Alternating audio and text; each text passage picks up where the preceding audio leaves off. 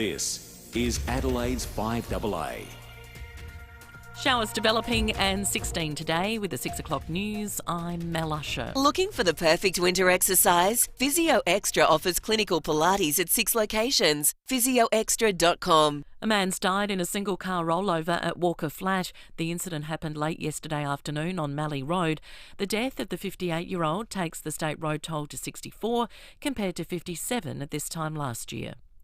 There's been a slow uptake of COVID vaccines among SA's aged care workers. 53% have received one shot, only 35% are fully vaccinated. Professor Nicola Spurrier admits it's lagging. I think we've seen a steady increase in the number of aged care workers getting vaccinated, but it's not as high as what we really need it to be. So we need to do everything possible to make it as easy as possible for the workers to get vaccinated. All aged care workers are required to have one shot by September 17, a cut-off date imposed by the federal government. An extension to Melbourne's current lockdown is likely to be announced today. Reports out of Victoria suggest the stay-at-home measures will remain in place until at least early next week. There are concerns not enough of the locally acquired cases are being picked up in isolation during their infectious period. Well, people living in parts of far north Queensland will today find out if their snap lockdown will end on time. Nine's Jared Braybrook has more. Cairns and Yarrabah were plunged into a snap 3-day lockdown on Sunday, the same day the southeast stay-at-home orders were lifted. It came after authorities were notified about a taxi driver who'd been out in the community while infectious with the Delta strain for several days. It's believed he caught the virus from one of his passengers, a marine pilot. Authorities now believe the pilot became infected on a ship in New Zealand and have backdated his infectious period to July 23. As a result, more exposure sites have been identified overnight, including Brisbane Airport. A decision on the lockdown is expected to be announced at the government's press conference this morning. America's top infectious disease expert wants COVID vaccines to be mandatory for teachers in the United States. The country is averaging more than 124,000 new cases a day as the Delta variant spreads. Dr. Anthony Fauci says it would ensure school communities remain healthy. We are in a critical situation now. We've had 615,000 plus deaths, and we are in a major surge now as we're going into the fall, into the school season. New York Governor Andrew Cuomo has resigned 1 week after an investigation concluded he had sexually harassed 11 women. Nine's Alison Petrowski reports from the US. In a televised address, Governor Cuomo maintained his innocence, stating that he had kissed and cuddled women, but says that's how he casually greets everyone, male or female. But he acknowledged that in the game of politics, mud sticks, and that he had become too much of a distraction. The best way I can help now is if I step aside and let government get back to governing. He thanked his victims for coming forward and said he did not realise the extent to which the lines had been redrawn. Cuomo's decade-long run as governor will come to an end in 14 days. 62-year-old Democrat Kathy Hochul will take over. She will be the first female governor for the state of New York. Now to FIVEaa Sport. Save up to $400 on selected Asco dishwashers at Adelaide Appliance Gallery, home of Mr Dishwasher. And it's good morning to Tom Wren. And a very good morning to you as well, Mel. We'll start with the news from the Tribunal. GWS forward Toby Green is set to miss this weekend's round 22 clash against Richmond after a marathon tribunal hearing last night. Green did have his 2-match suspension cut in half, but that still means he can't play against the Tigers. The Giants, though, haven't ruled out taking the case to the AFL Appeals Board. Fremantle's Andrew Brayshaw will also miss this weekend's Western Derby against West Coast, but Essendon defender Mason Redman is free to play after having his dangerous tackle charge downgraded, meaning he now receives a fine instead of a suspension. Still on footy, and Port Adelaide's Miles Bergman says he's thrilled to be nominated as the Round 21 Rising Star, and he told Rowie it's the result of a lot of hard work. I've been really working on my game and just trying to be consistent because I know that's more of a reward from many weeks of work, so that's all I focused on, really. And Crows defender Daniel Talia will play no further part in the season. Head of football Adam Kelly telling the club's website his foot has continued to cause some problems. His rehabilitation has progressed well and he's made significant inroads throughout the year, but given the time of season we're at, he's just going to run out of time and unfortunately won't be able to play, which is frustrating for him to go through a season without being able to take to the field, and it's been disappointing for us as well. And Mel, that is the 5AA Sport. Now the 5AA forecast. Audi Solitaire, Metro Dealer of the Year. Visit audisolitaire.com.au. Rain developing today, 16. A shower or two tomorrow, 16. Friday, a shower or two, 16. Right now, it's 15 degrees. More news as it happens on 5AA. Most people I know think that I'm crazy. Say hello confidence in the new Tiguan, now available at Solitaire Volkswagen. Visit solitairevolkswagen.com.au. You're listening to 5AA Breakfast. David Penberthy and Will Goodings. 6 after 6, good morning to you. Welcome to Wednesday on 5AA Breakfast. We're off to the UK after 6:30. It'd be good to catch up with Vincent McAviney, our man in London. We haven't done so for a while. And there's some big news stories bubbling over there at the moment, so we'll get the latest from Vincent. Then after 7 o'clock today, we'll flash back with Michael Smith. The Police Commissioner, Grant Stevens, will join us on the program after a modest relaxation of restrictions yesterday. Then after 8, Tom Duday from the Adelaide Football Club and the Lord Mayor of Adelaide, Sandy Verschoor. Lots to talk about on the show, and as always, we love you being part of it. 8223 0000 or text us on the Telstra Store Mount Barker text line. David Penberthy, good morning to you. Good morning, Will. Good morning, listeners. Make hay while the sun shines seems to be the philosophy of the Transition Committee. Well, particularly Grant Stevens. Yes, exactly. Grant Stevens, yet again, to his credit, has stepped in. And look, this isn't a fight.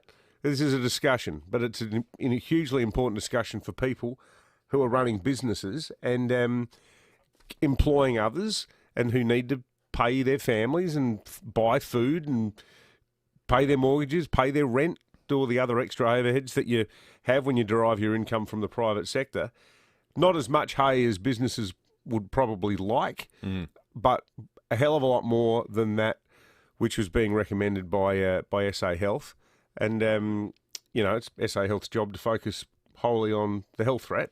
But it's the Commissioner's job to strike a better balance based on, social needs, common sense, mental health, what's calculated risk, all that sort of stuff.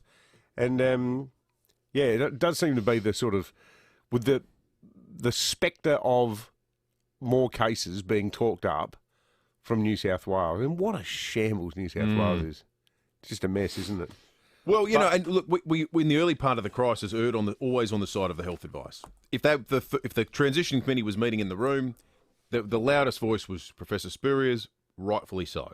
Because the aim early days was we needed to get through this without overrunning our capacity to treat people in emergency departments. The whole reason we ever had lockdowns, did any of this stuff. We've got to a point where we've largely seen off that risk. We've seen off the doomsday scenario. We've got people vaccinated now in the community. We've got extra capacity EDs that were built last year to handle a surge if it ever did happen. So it's right. It's right for anyone who sits there and says, well, hang on, why are we suddenly listening a bit more about the business side than the health side? Well, it's because we're in a different spot. Vaccinated people, we've got more capacity. It's totally appropriate now for the economics of the argument to have a louder voice in the room, and it's good that it is with Grant Stevens.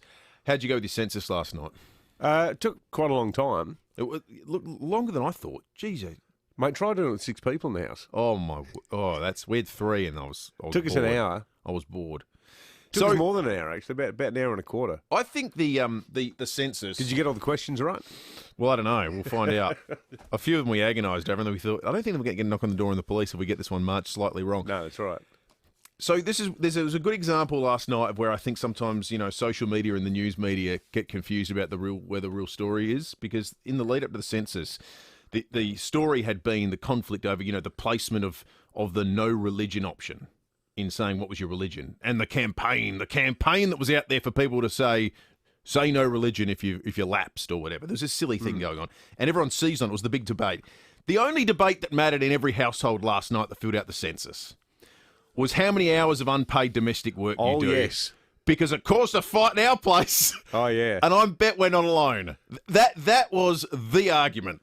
That is the talking point. Well, I came out smelling like roses because cooking was in it. Yeah, you're laughing. So I was at least 5 hours a week. I think the federal government owes us all an apology. I didn't need a fight on the couch at 9 o'clock last night where we're filling out the census about how much work I'm not doing around the house. Well, how's this though? I had the added issue of, have you done any unpaid childcare in the last fortnight?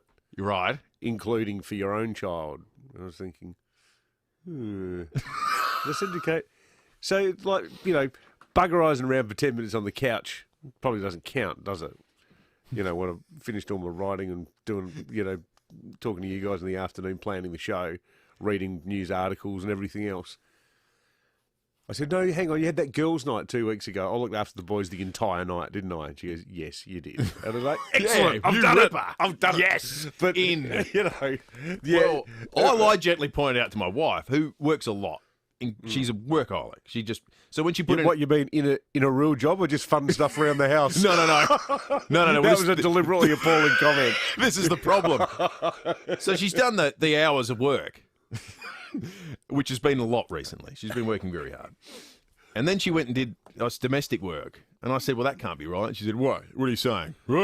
Straight defensive. You got one of those self-cleaning houses, have you? And I said, look, they know how many hours there are in a week. And you've gone over that between your job and what you're saying you do in domestic work. I was in trouble. How many hours did you put down? 170 hours a week of work and cleaning. Well, what have you done? I copped what have you done recently? Let's go through it. Anyway. Do you do the washing? Do you wash your clothes? Big thanks to the federal government. No, she does the washing. Yeah, right.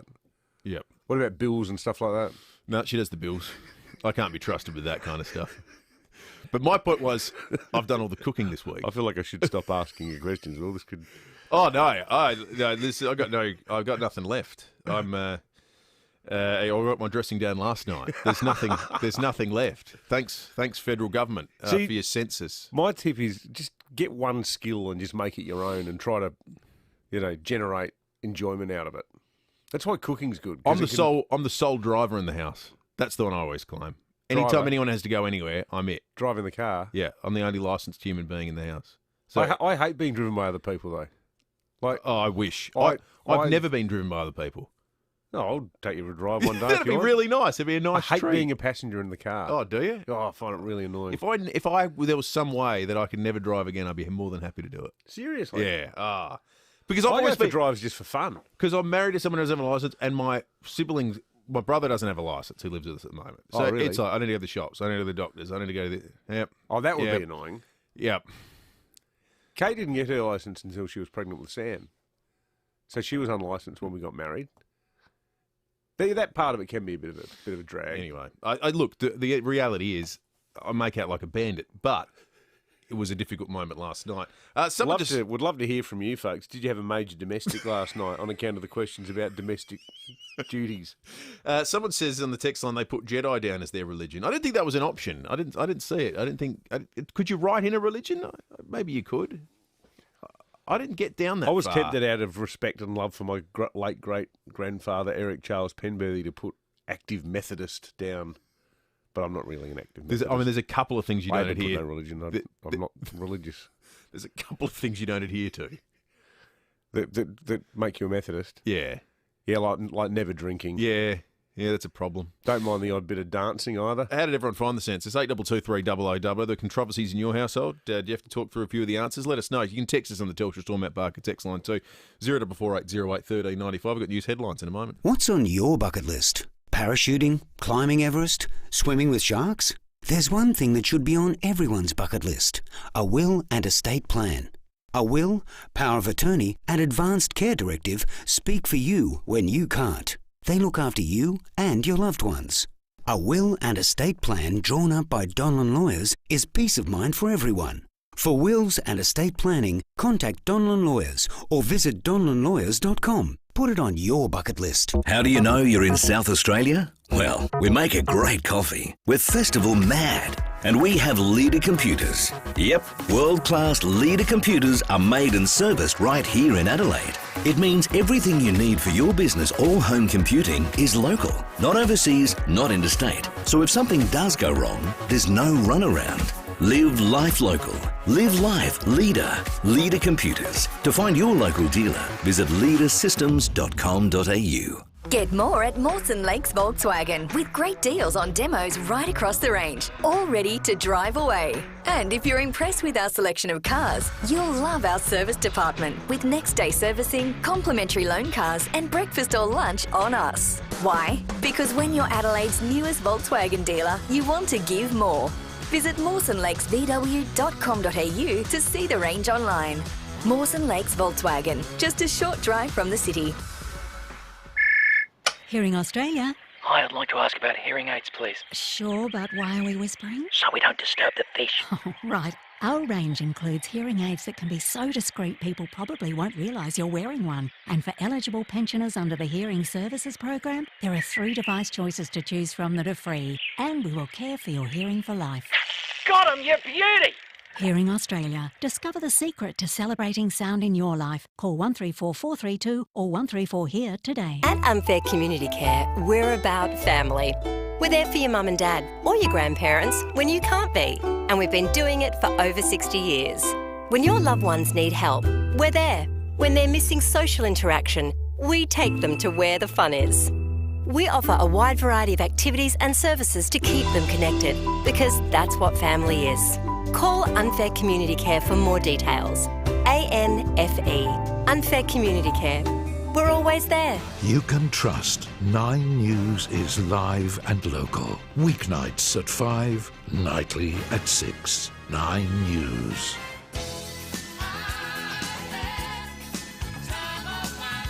Say hello confidence in the new Tiguan, now available at Solitaire Volkswagen. Visit solitairevolkswagen.com.au. You're listening to 5AA Breakfast. David Penberthy and Will Goodings. 17 minutes after 6, Ange in Kidman Park's called in. How'd you go with the census, Ange? Oh, mate, I don't think my wife's still talking to me, to be honest.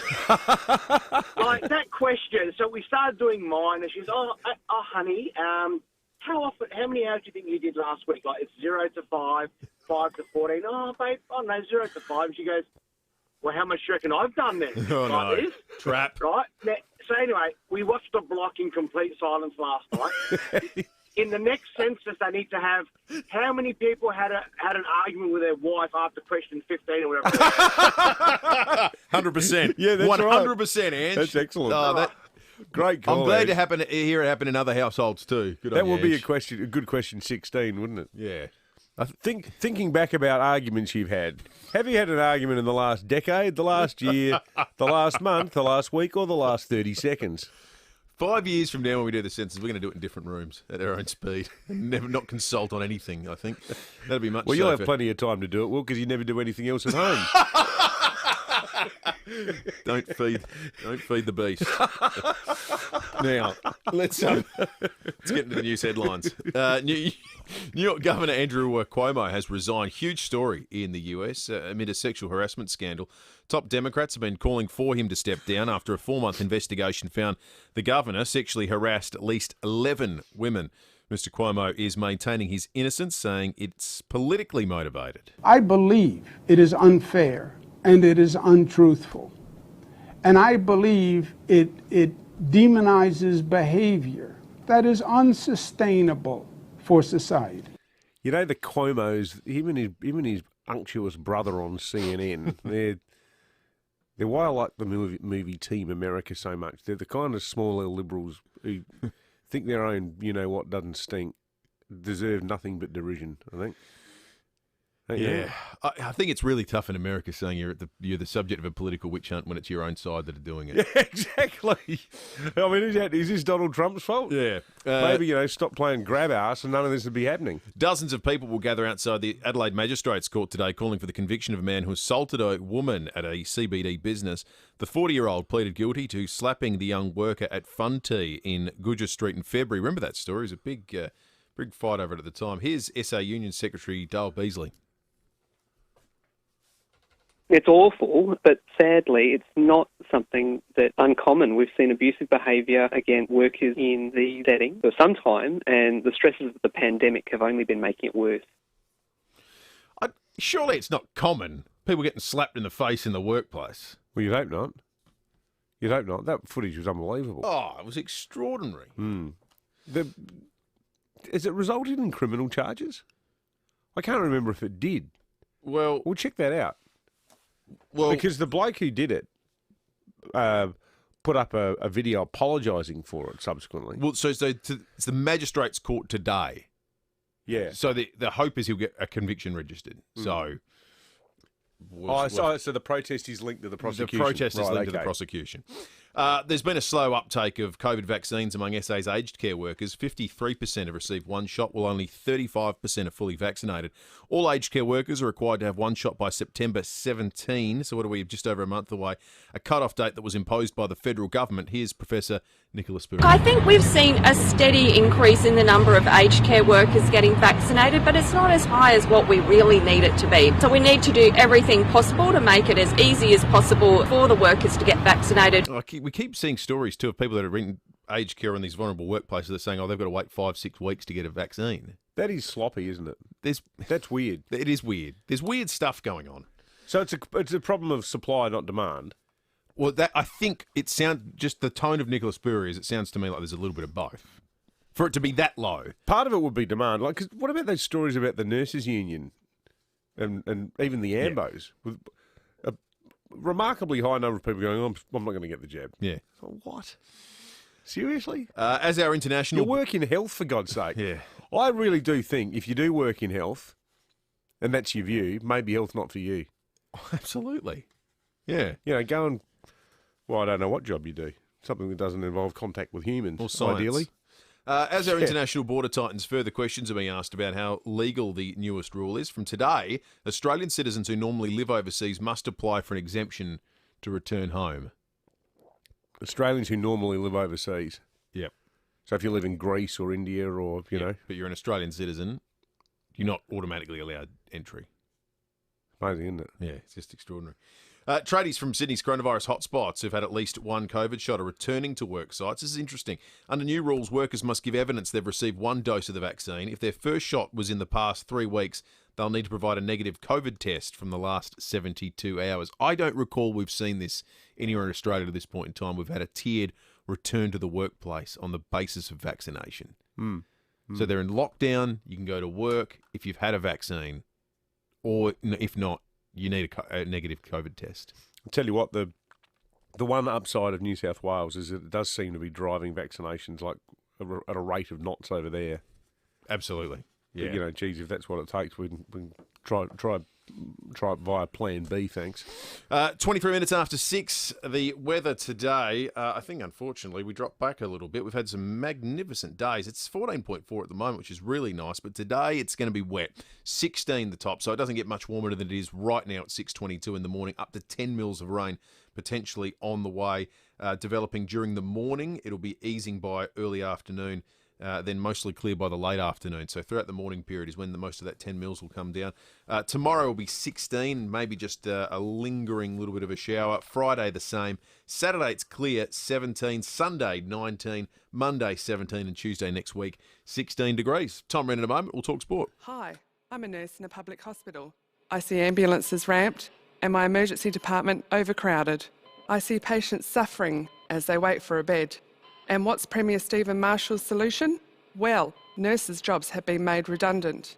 And now the Liberals want to spend $660 million of our money on a basketball stadium, rather than fixing our broken health system. Stephen Marshall's priorities are wrong. Authorised by R. Martin, Australian Labor Party, Adelaide. Taking time to listen can make all the difference. Farrell & O'Neill Funerals is a South Australian family company committed to guiding and supporting families at an emotional time. We value a lifetime by offering a compassionate, caring and unique service with attention to the smallest detail.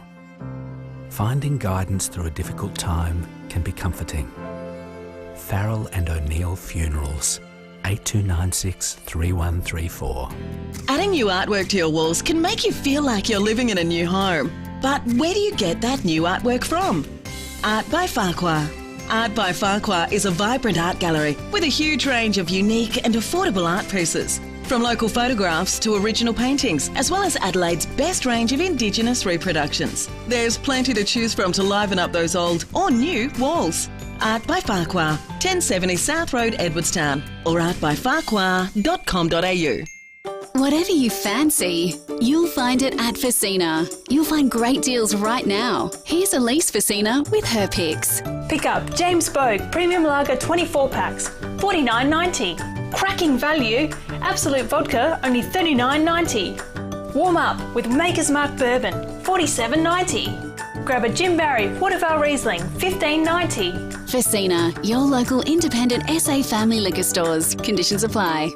History. We all have it. At Steinborner Automotive, we're proud of our Holden heritage. That's why at Steinborner Automotive, we're here for you. So when it's time to trade in your Holden for a new or quality used car, we have a $1,000 trade-in bonus. That's right, $1,000 trade-in bonus when you purchase any new or demo Hyundai, Mitsubishi, Ford or quality used car. And we have over 350 used cars available. Write the next chapter of your driving history with Steinborner Automotive. It's well worth the trip. 5AA Breakfast is streaming live right now. To watch, simply head online to 5AA Facebook or search 5AA on YouTube.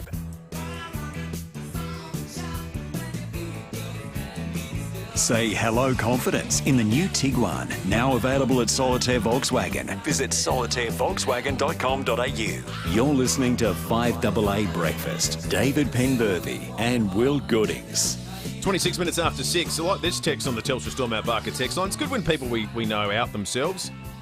Darren Bridges, husband of Katie Bridges, General Manager of Nova Entertainment here in South Australia. The big boss here. Hey.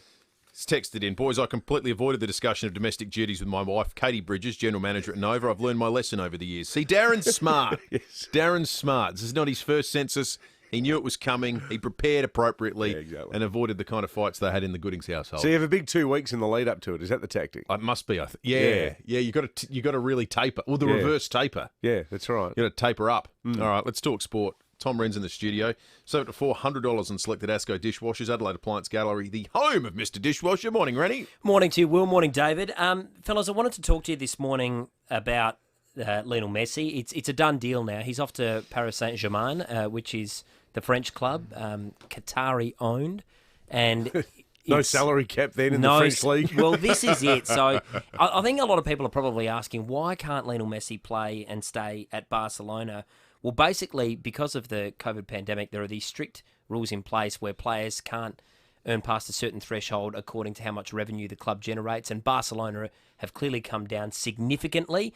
And they're saying, well, why can't he then play for free? Well, even if he does that, he's considered a new signing. So he's not allowed to stay, essentially. So even though he wants to stay, the club wants him to stay, the fans want him to stay. Yeah. He can't. In fact, if you're being harsh, and I don't know what their sort of sense of self-reflection's like among Barcelona supporters, but it was an administrative error. If they'd renegotiated his contract while still under contract, he wouldn't count as a new player. Because his contract lapsed, signing him counts as bringing in someone new, adding a contract to the books, and that's why it's not allowed. So they stuffed it up themselves. Exactly. And now PSG, they're signing him. I think it's for around 40 million euros a season at this stage for Lionel Messi.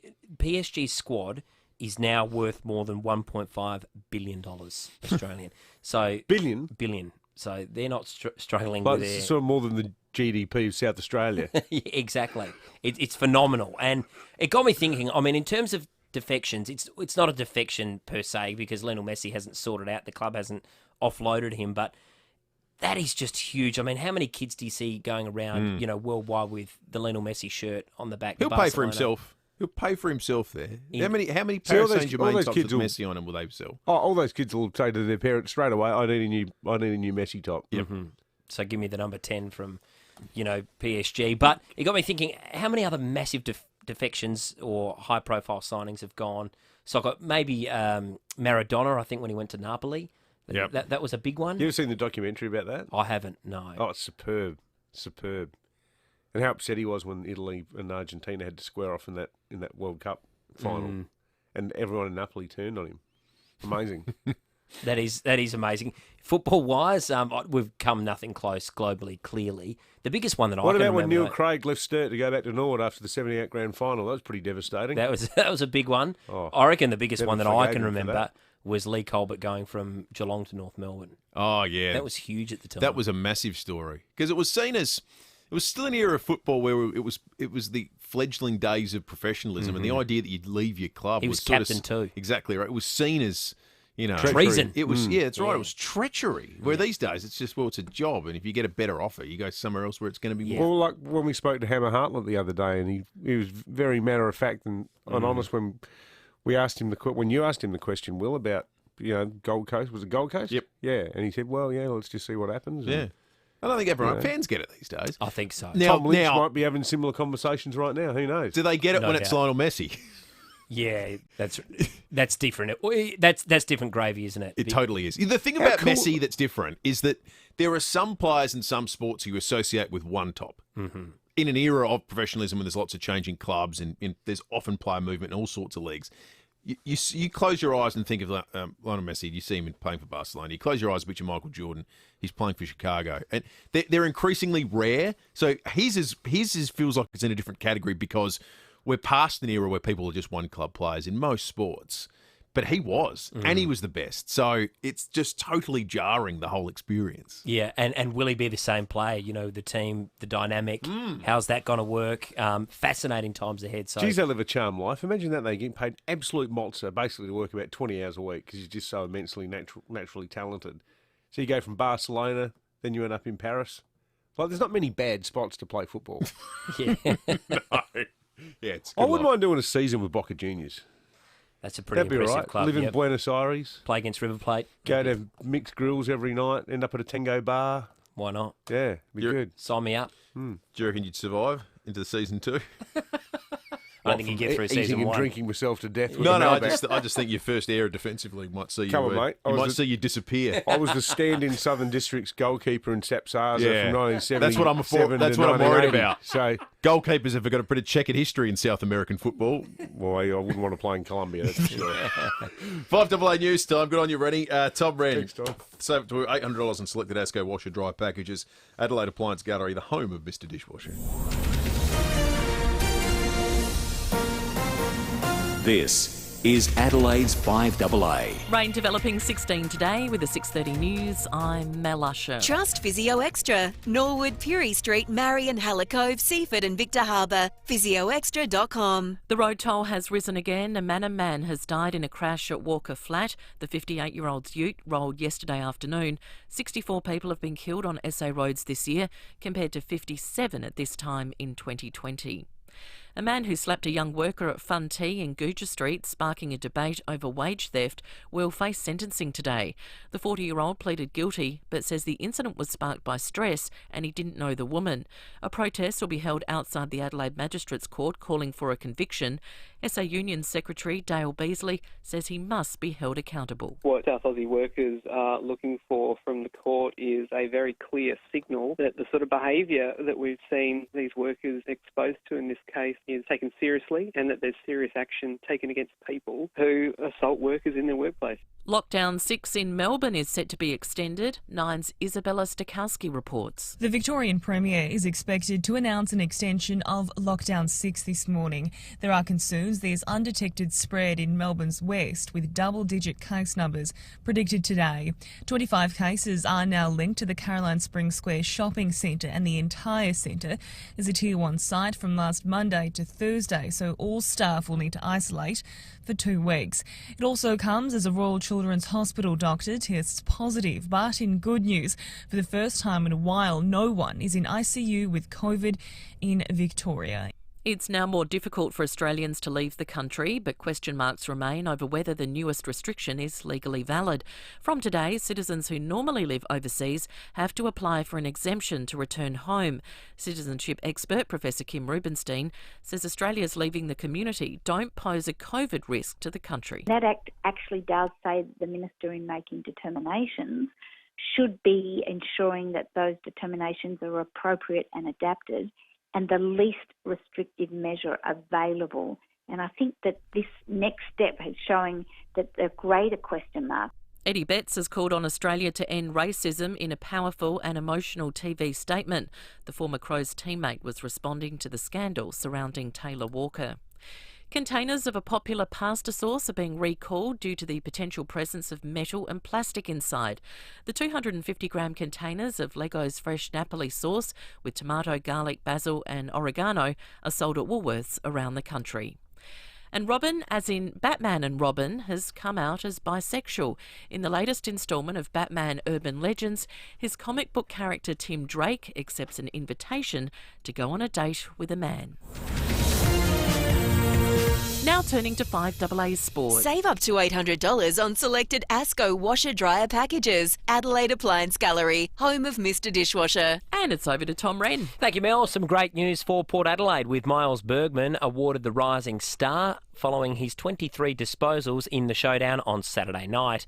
Meantime, GWS will consider challenging the Toby Green one-game ban at the AFL Appeals Board. Green was successful in downgrading the impact of his striking charge from high to medium, which means it's a one-match suspension rather than two. Giants General Manager of Football Jason McCartney's told Fox Footy they'll be considering all aspects of the judgment. Yeah, look, we're disappointed. We thought we had a really good case we put forward, and obviously come back, the difference has been split in what was handed down initially. So we'll consider the judgment, and obviously there's other angles which we'll discuss moving forward.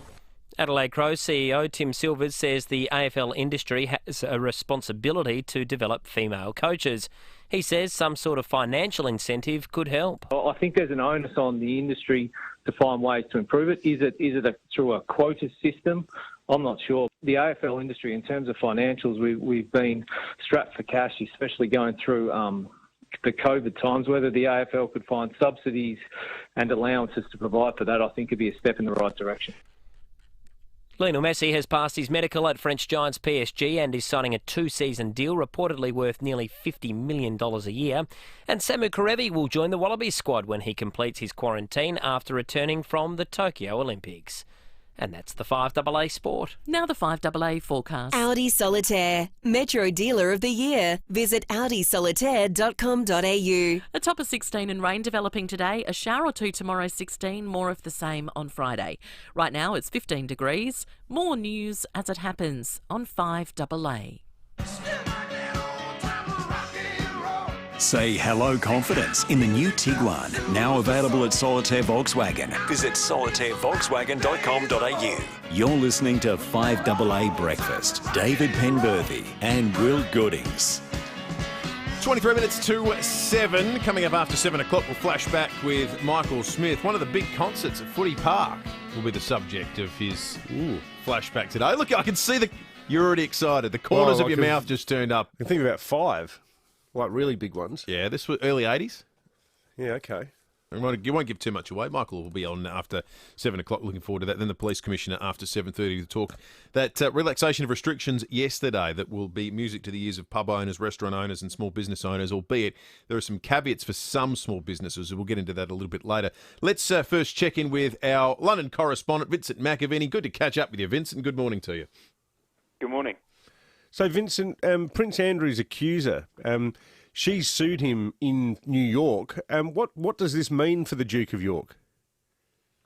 Yeah, Virginia Giuffre has accused the Duke of having had relations with her when she was underage and that he knowingly did so.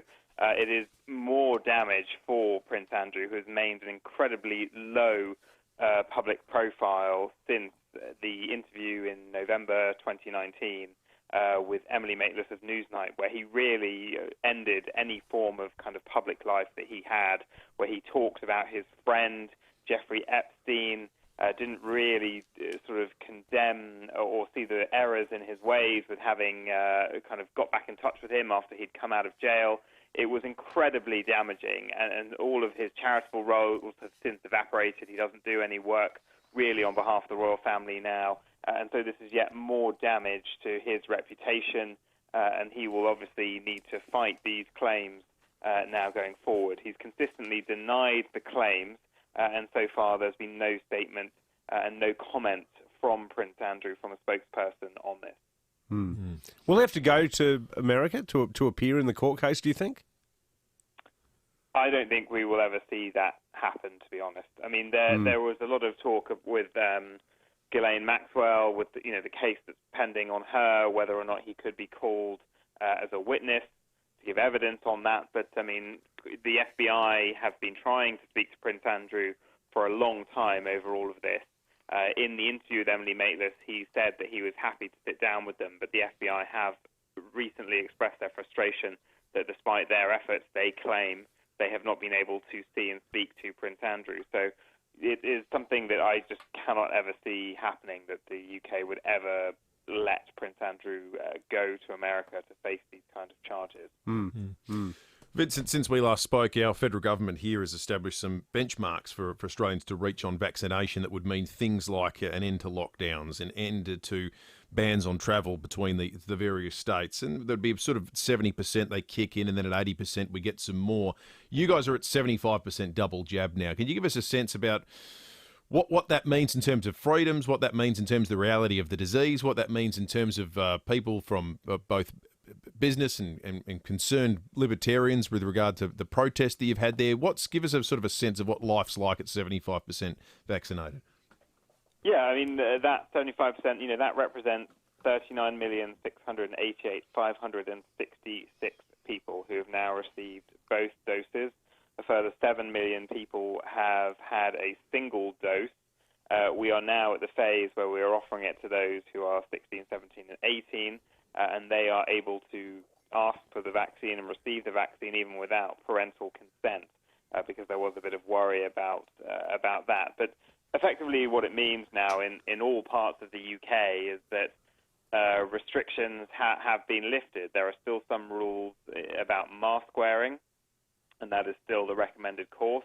There is still a sort of phased return to work, but it is very much now that as long as the vaccine keeps progressing on the path that it's on, we should hopefully have the levels that we need, around 85% or so vaccinated by the autumn. There was talk that a lot of universities are going to make it a mandatory thing for students coming, because that could be a real problem where you're getting people mixing. And there's a hope that we'll be able to have a normal education year for the first time in 2 years, so no more disruptions. It'll just be individual students, if they test positive, who will have to quarantine rather than whole year groups. But as you mentioned, there is a minority of people, some who are vaccine hesitant, who are sort of listening and watching and slowly but surely coming around. But we are seeing, quite frankly, a lot of moronic people who are, being taken in by disinformation being spread online, false information, who believe mad conspiracy theories about 5G. And it is surprising, even in my own life, there are people that I know and respect and think are highly intelligent who are nervous about getting the vaccine, or who think they'll just wait. And, frankly, that isn't going to help us, and that is going to make the situation worse. It is very tricky. We've seen marches of people, and there was a, incident yesterday where a group of sort of anti-vaccine COVID denialists tried to storm a building in West London, thinking it was the BBC headquarters. The BBC moved out that building about a decade ago, and so they were actually attacking an ITV building. And so we are just seeing a lot of still disinformation being spread too freely and easily on social media platforms, which is stopping people getting a vaccine, which is saving their lives. And we're now seeing every day in the news here cases where people who were vaccine skeptic have, suddenly even, people in their 20s, 30s, 40s are now dying, and they're saying as they're dying they wish they'd had the vaccine. So that is the reality of where we are now. But I think it has been a successful rollout for the NHS, and it has, reaffirmed the kind of nation's commitment to that public health service. Actually, Vincent, as you have been saying that, I want to read out a text. I think you'll be interested in it because it goes to the very point that you just made, because there's a similar small but significant minority of Australians who've gone down the same path. We just got a text now that says, another morning of David and Will promoting the vaccine.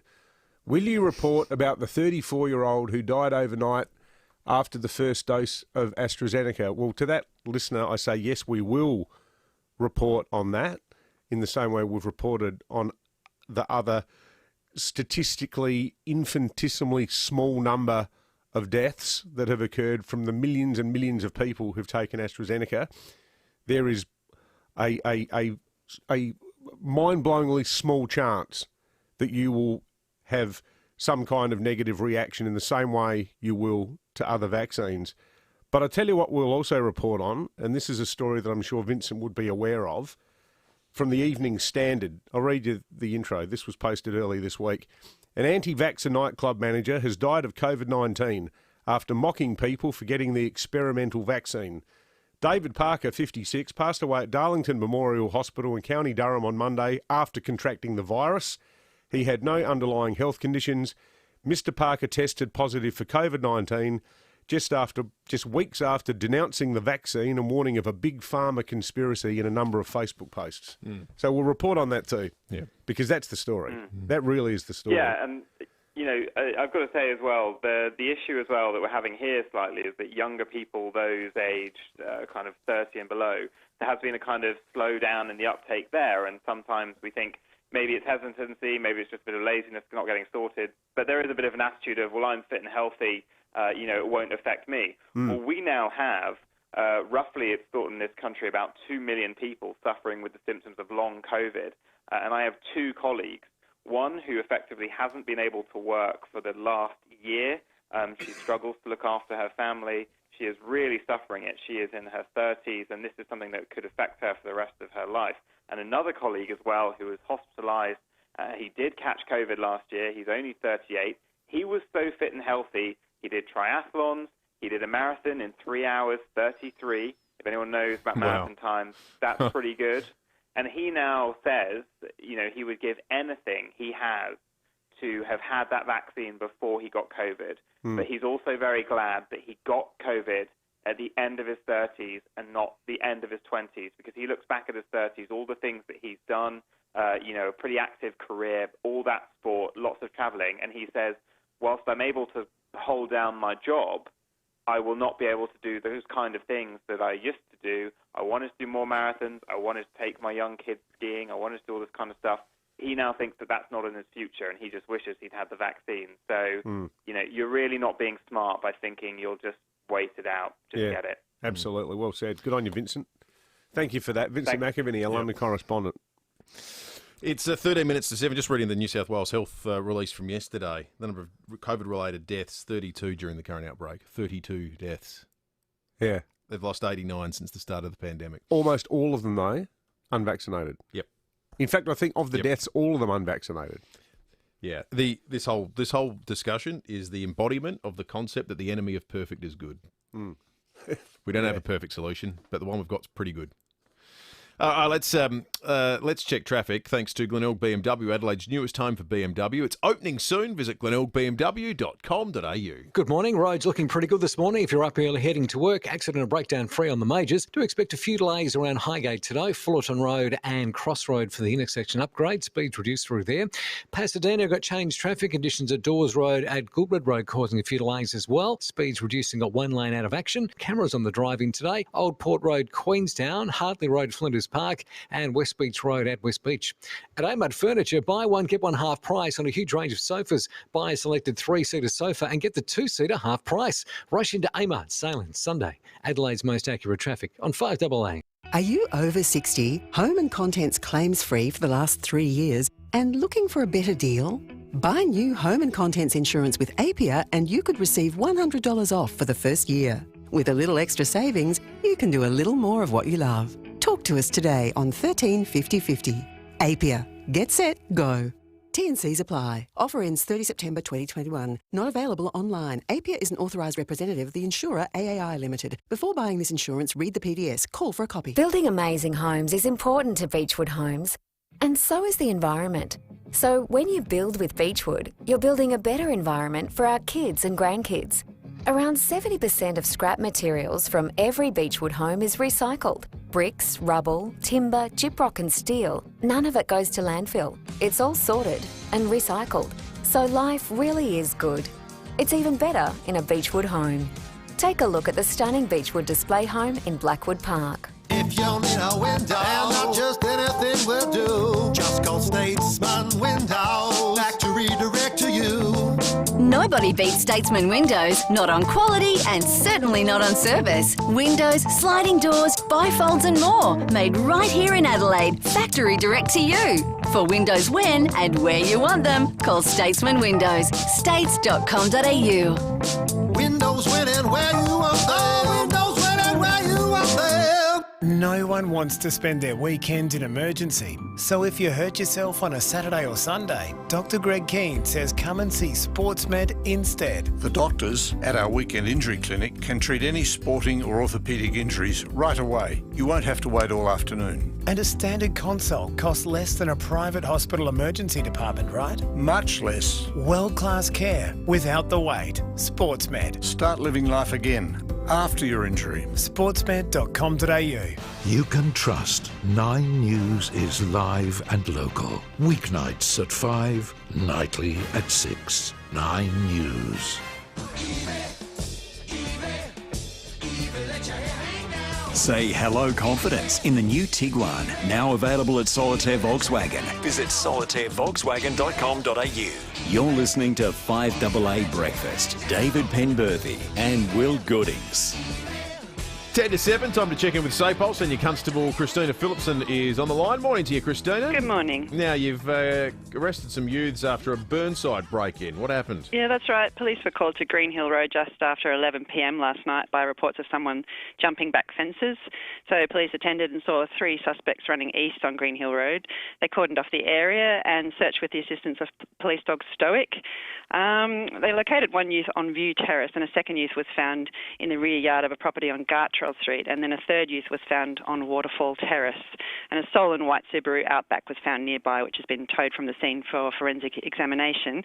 So a 15-year-old Christie Downs boy, a 16-year-old Ferryden Park boy and a 17-year-old Huntfield Heights boy were all arrested and charged with unlawfully on premises, serious criminal trespass, illegal use and theft, and they were refused bail and will appear in the youth court today.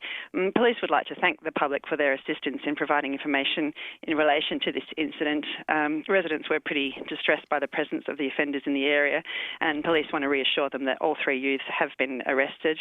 And police would also like to remind members of the public of the importance of locking their back doors at night. Yeah, absolutely. Christina, also, police are investigating this fatal crash from yesterday. Yes, that's right. There was a crash at Walker Flat yesterday. That was just before 4:15 p.m. yesterday afternoon.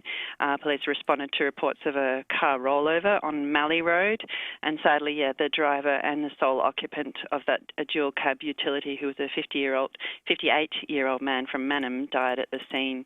And Malley Road was closed for several hours while major crash officers examined the scene. And unfortunately, this man's death is the 64th life lost on SA Roads compared to 57 at the same time last year. Jeez, that's just a seriously depressing figure. Thank you very much for that, Christina. Thank you. Senior Constable Christina Phillipson from SAPOL. Let's talk weather. Brett Gage is on duty at the Bureau. Brett, when do you expect the rain to come in today? Yeah, I'm looking at the radar. Excuse me, Dave and Will. Looks like we've got a bit of patchy light rain over the northern suburbs now, and there's a more significant band of rain over the southern half of York Peninsula, and it has extended over the Fleurieu Peninsula. So we're looking at about, say, half an hour to an hour's time where the rain will become more constant, and then that rain band will pass to our east around early afternoon, so easter showers then, and then mostly clear by late afternoon. Currently it's 14 degrees in the city, heading for a top of 16. And we're looking at 5 to 10 millimetres, mostly during the morning period. Out on the waters today, northwesterlies at 15 to 20 knots. They'll turn westerly late morning with the passage of a front and reach 20 to 25 knots south of Brighton during the afternoon and early evening. So seas will increase to 1 to 1.5 metres around midday. Then looking further ahead back on the land, just a shower or two for Thursday and Friday with tops of 16, only about a millimetre expected in it. A high will move over us on Saturday, bring us a chance of morning fog, and a mainly fine day, top of 17. Then mostly sunny for Sunday, it's probably the pick of the days, top of 19. And then slight chance for a shower for next Monday and Tuesday with tops of 17 and 16 respectively. Good on you, Brett. Senior forecaster Brett Gage at the Weather Bureau. It's 6 to 7. Remember service? Your Ford dealer does. Which is why, when you buy a Ford, your scheduled service on most vehicles will only cost $299. Get more with Ford. Speak to a dealer today. T's and C's apply. See Ford.com.au for details. Hi, I'm a nurse in a public hospital. I see ambulances ramped and my emergency department overcrowded. I see patients suffering as they wait for a bed. And what's Premier Stephen Marshall's solution? Well, nurses' jobs have been made redundant. And now the Liberals want to spend $660 million of our money on a basketball stadium, rather than fixing our broken health system. Stephen Marshall's priorities are wrong. Authorised by R. Martin, Australian Labor Party, Adelaide. Barossa Village in Angaston, Tanunda and Nuripur gives you the retirement lifestyle you deserve and the safety and security you need to make you feel at home. How good's this sound? Retiring in the Barossa. Oh, what a good spot. Why not? Dangerously good. Barossa Village, it's been a trusted part of the local community for more than 5 decades, and now, more than ever, they understand how important your health and well-being are to you. That's why they've invested heavily in the pathways for care, including independent living, supported accommodation and residential care options. And the best is yet to come with new projects, including a community hydrotherapy pool, 19 additional beds added to the residential care facility, and refurbishment for their independent living units. So forget the sea change or the tree change and try a vine change. Barossa Village, for a safe, secure and more fulfilling life. Go to barossavillage.org. Want to be part of a retirement community designed around your well-being? At the 4 Lend-Lease villages across South Australia, you'll feel connected and safe, so you can focus on being happy. Search Lend-Lease Retirement SA for a personal appointment. 5AA Breakfast is streaming live right now. To watch, simply head online to 5AA Facebook or search 5AA on YouTube. Say hello confidence in the new Tiguan, now available at Solitaire Volkswagen. Visit solitairevolkswagen.com.au. You're listening to 5AA Breakfast. David Penberthy and Will Goodings. Coming up to 3 minutes to 7, our resident stats man Ben Jordan has crunched some numbers. I think this is really interesting data this morning. He's tweeted it to us at W Goodings and at Penbo on Twitter. The federal government's talked about the 70% and 80% thresholds required for all sorts of restrictions to become a thing of the past. 80%'s the big one.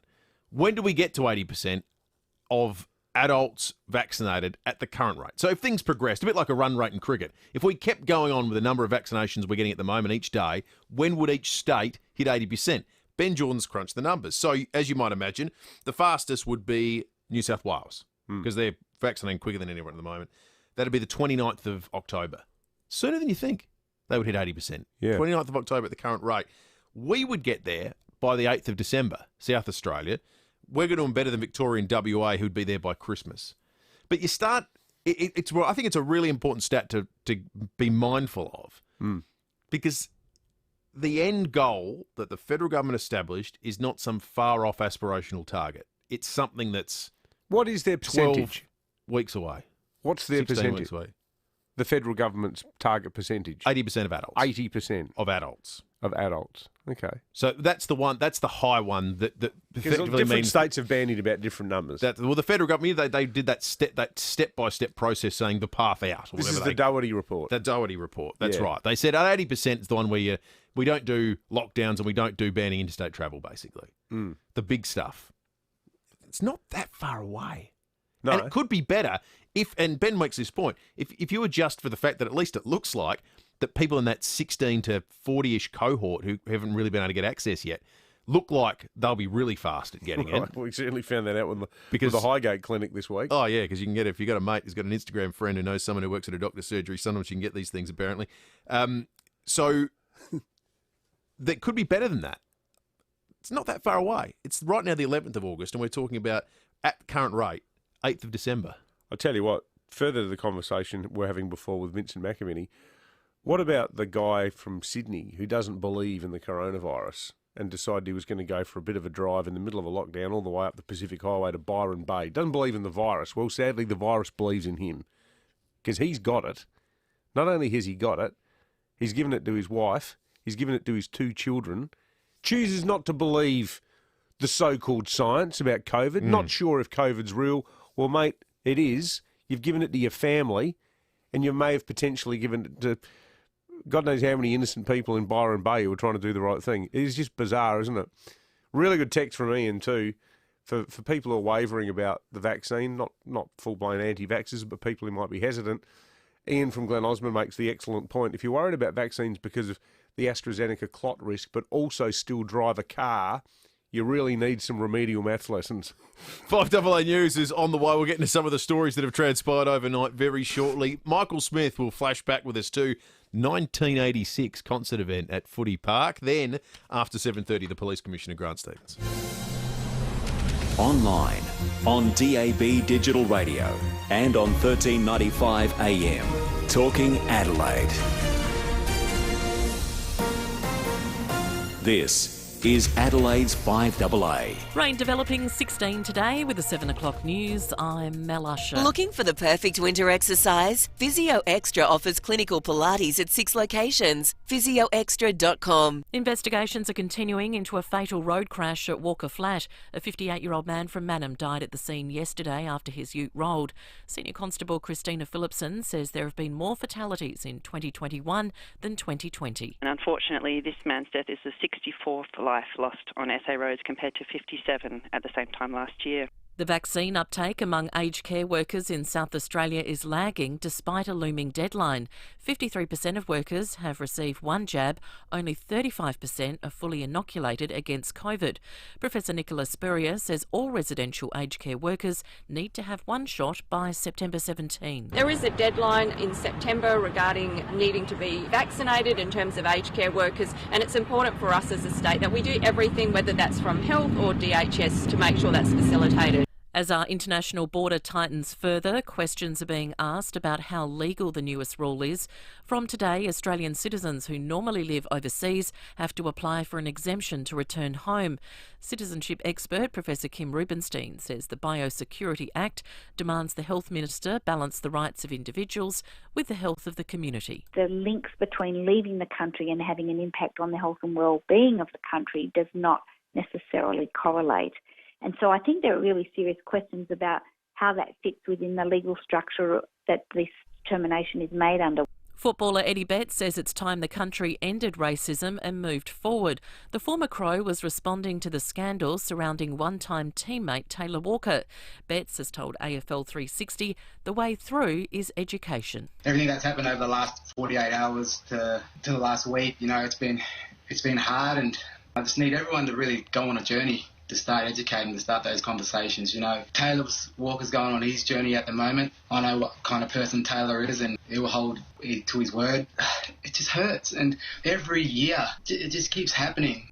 New York Governor Andrew Cuomo is stepping down. It comes amid a 4-month investigation found he'd sexually harassed 11 women, mounting legal pressure and demands for his departure by many, including the president. Mr. Cuomo maintains his innocence, vowing to clear his name. I am a fighter, and my instinct is to fight through this controversy because I truly believe it is politically motivated. Michael Gudinski's legacy will live on with the help of a few of his closest music mates.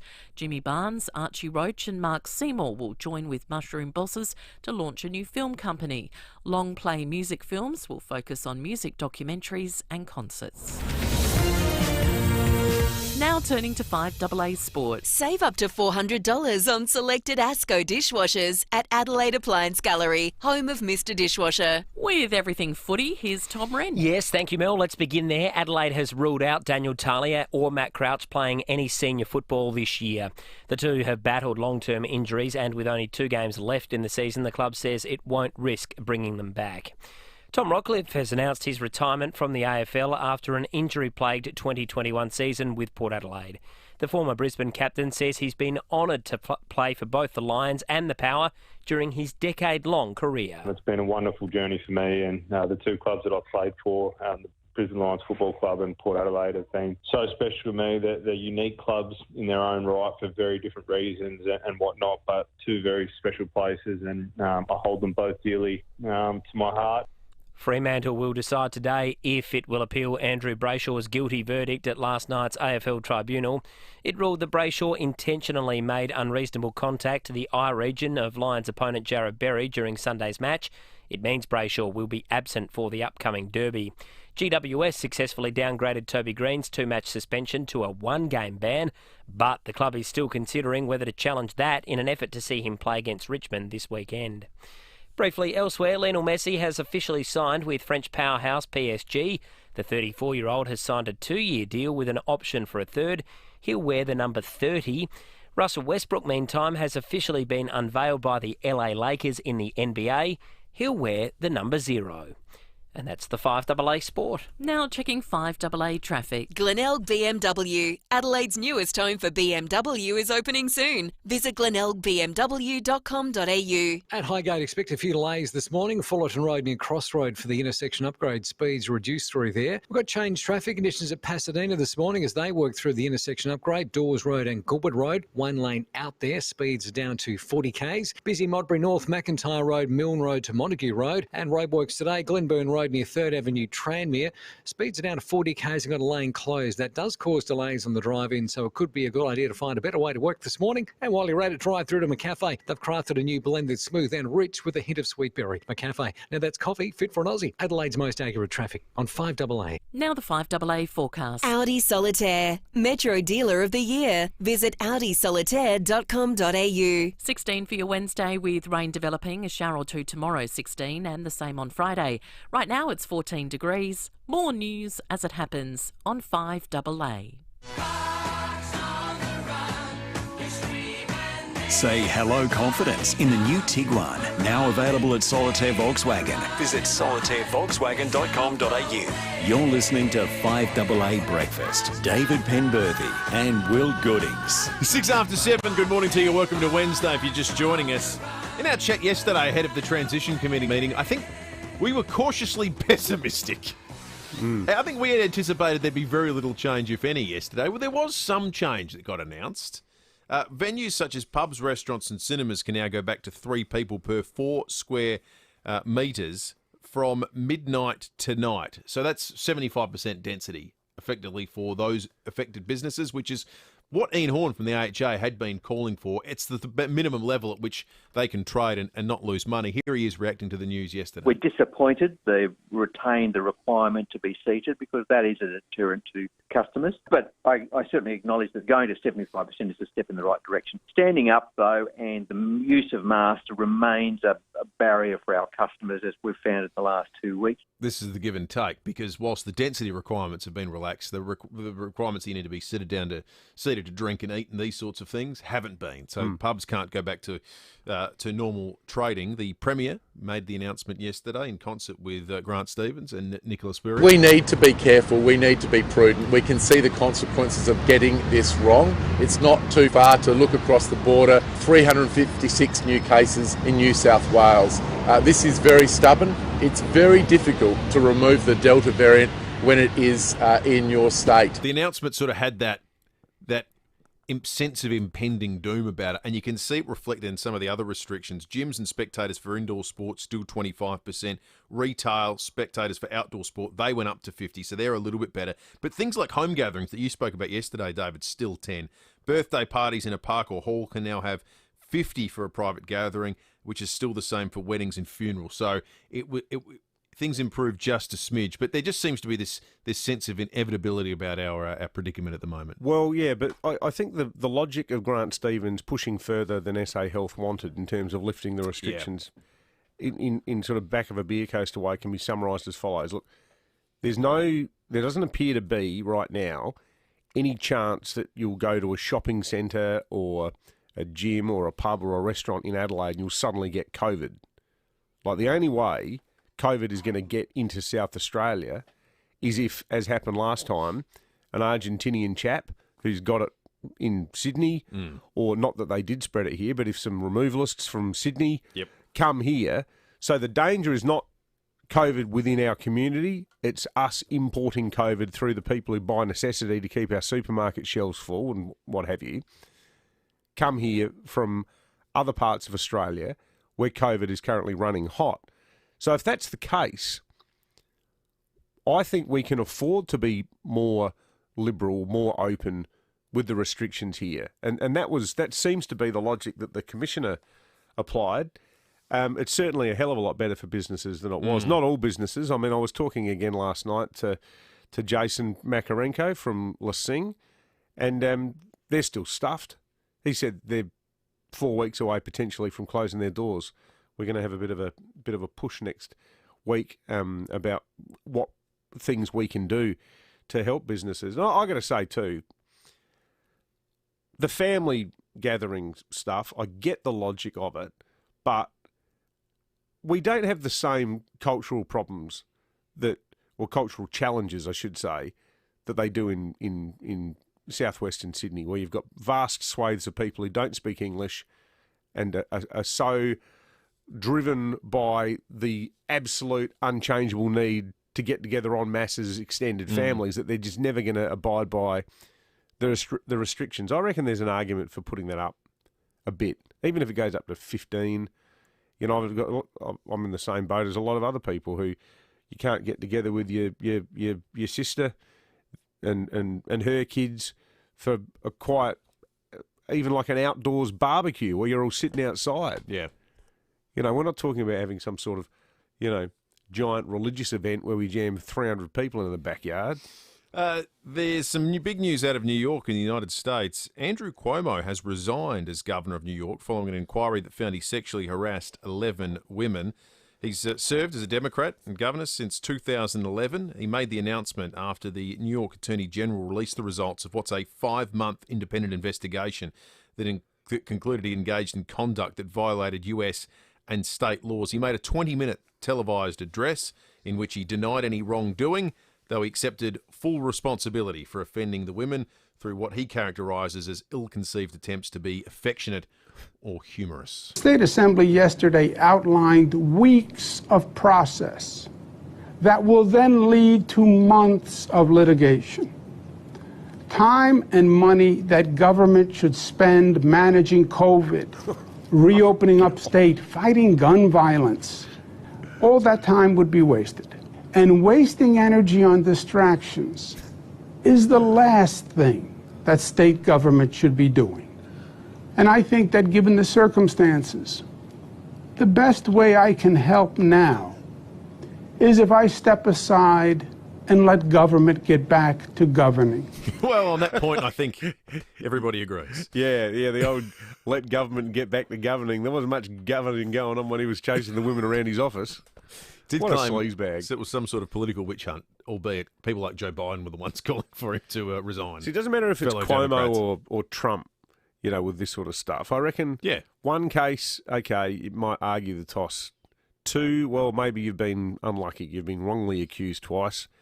3, a pattern's beginning to emerge. 11, yeah, right, mate, good on you. Yeah, don't you think? It starts to test the bounds of credibility to believe that at 11 you're the subject of some sort of well-organised and uniform plot to unseat you. Highly sophisticated smear campaign, getting really is 11 different women to make exactly the same claims about you. Hey, Will started the show talking about the frisson, the tension that erupted in his house last night, filling in the census when it got to the key question of domestic duties. Extremely funny. Love to hear from you folks. Ping us a text on the old Telstra Storm Out Barker text line, or even better, give us a ring. Did you have some sort of household drama last night when you got to the questions about how many hours of domestic work and child minding you'd done in the last 2 weeks? Really good text here as well. Don't know who it was from, but they deserved credit because I think it's comic genius. Lionel Messi's census report asks, how much did you earn in the last 12 hours, not the last 12 months? Those breakdowns of highly paid sports people's wages are frightening. It's crazy, isn't it? Because the headline figure was sort of becoming immune to the idea. Steph Curry in the NBA signed a $200 million plus or a contract. Then they broke it down by it's $12,000 a minute US. That's amazing. A minute for years. Hey, important text here that we'll read out. Please get it right. Gyms are not 25%. They're 1 per 4 square metres. We're struggling enough trying to get people back when they think it's such low numbers. Thank you for that. Well, that was the language used yesterday. So that's right. Well, look, people go back to gym. Yeah, absolutely. 14 after 7.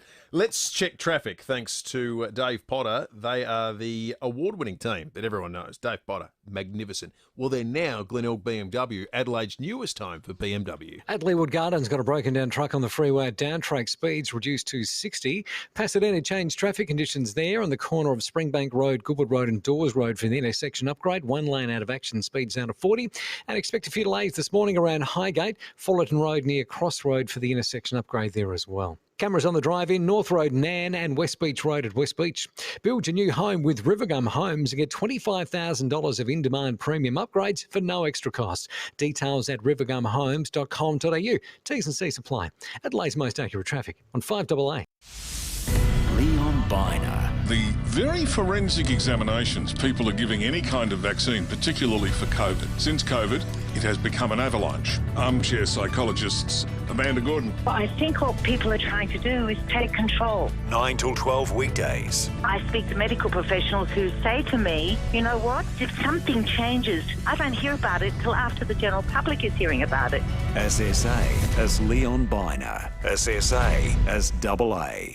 Don't just get a forklift, get a Toyota forklift. When you need a forklift, don't just get a forklift, get a Toyota forklift. Get the world's #1 forklift brand. Get legendary Toyota reliability, get world-leading safety, and get it from toyotamaterialhandling.com.au. Get the Toyota Forklift Advantage for sales, service, and hire. Get a Toyota forklift.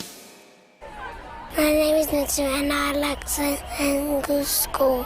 St. Andrew's School is a place where I can learn, understand and grow. They help me learn about my division.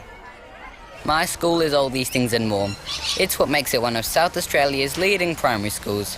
Hi, I'm Carl, school captain at St. Andrews. Book your place in our school tour this Saturday at 10 a.m. or Tuesday the 17th of August at 9:30 a.m. Just Google St. Andrews School. Foodland's proudly owned by South Australian families like mine. Our stores are our second home, and just like home, we want you to feel safe and looked after when you visit. Thankfully, our customers have always acted like mighty South Aussies when shopping with us, which, by the way, supports all the local family-owned brands who produce the essentials you find on our shelves. Great families, great locals, and great food lives here. Foodland, the mighty South Aussies, yeah! Concrete. It's not always dull and grey. At Outback Sleepers, our concrete is stylish and inspiring. Outback Sleepers come in a variety of colours and patterns, from plain through to sandstone, rock and slate textures. And they're all designed to last for generations by a company that only manufactures concrete sleepers. If your builder is not using Outback Sleepers, you need to be asking why not. Trust the brand Outback Sleepers, sold at over 60 local landscaping and hardware stockists. outbacksleepers.com.au. Hi, I'm Izzy and my family runs St. Louis Home Care, which was started by my great-grandma 75 years ago. I wanted to introduce you to Deb, a carer and our receptionist. She's great. Hi, Izzy. Deb, you've been at St. Louis for 10 years. What do you love about it? Oh, it's a great family-friendly environment and everyone's happy. That's because St. Louis got them covered. With everything from shopping and meals to gardening and home maintenance. And don't forget the social activities. Google St. Louis Home Care to find out how my family can help take care of yours. You can trust 9 News is live and local. Weeknights at 5, nightly at 6. 9 News. Say hello confidence in the new Tiguan, now available at Solitaire Volkswagen. Visit solitairevolkswagen.com.au. You're listening to 5AA Breakfast. David Penberthy and Will Goodings. 18 minutes after 7. Emil's called in on the census. Emil, good morning to you, mate. Good morning, boys. I had to give you a call. I'm driving in with my daughter here, and I said, does Daddy need a call about barbecue domestic duties? And she's 6, and she said yes. And I said, fantastic, I'm calling up. Look, 30 hours a week, that's not a problem. A brisket can take you 8 to 15 hours. And you sit back there, you're managing. That's one brisket. It doesn't cook itself, Emil. Look, they needed a little drop-down box there, like what type of barbecue does count as domestic duty? So Spencer Starter needs to look at short ribs, brisket, you got pulled pork, you got a whole range of items. They just clock those hours through the roof. And my wife's looking at me going, you got to be joking. I go, Ange, it doesn't smoke itself. It needs that tender, loving care. So, I mean, there's going to be some skewed data out there. And the census folks are going, geez, there's a lot of good... Yeah, see that? You love that pork belly. That's a vote of confidence right there. Well, that's a vote of confidence. Hey, Emil. That is a great call. That's tremendous. And you can't leave a brisket unattended. You can't do anything else. You can't mop. You can't hang up the washing. You just got to sit there, ideally holding a beer for the afternoon period. I think we're giving 12 hours uninterrupted. Emil can have a $100 Waller's gift card. I reckon. That's fantastic, Emil. And it's an excellent sell spice rubs at Waller's? Well, I mean, you know. They sell a lot of good kitchen-related stuff. Makes an excellent point. I hope the Assistant Treasurer, Michael Suker, has been listening to this morning. And frankly, on behalf of the entire Treasury Department, a letter should be sent out to families and married and domestic couples right across the country just to say we're sorry on behalf of the federal government for potentially forcing you into a relationship-ending fight during the domestic duties question last night. Now, Michael Smith's on the line as well from 7 News as we flash back to I'm just trying to do the maths, 1986. Would have that been a census year every 5 years? Probably would have been. Michael, good morning to you. Not sure about that. We're going a rock and roll journey back to the 80s, though, to a hot February night at Footy Park. If you were there, you'd probably remember the sweet smell of dope in the air. That's certainly my enduring memory. We're looking at the Brothers in Arms Dire Straits concert. Were you there, David? I was not. That was the entire year I was living in Mexico, Michael. Oh, there you go. Well, you're one of the few people in Adelaide who weren't. Yeah, I was living in Tehuacan, Puebla, I'm afraid.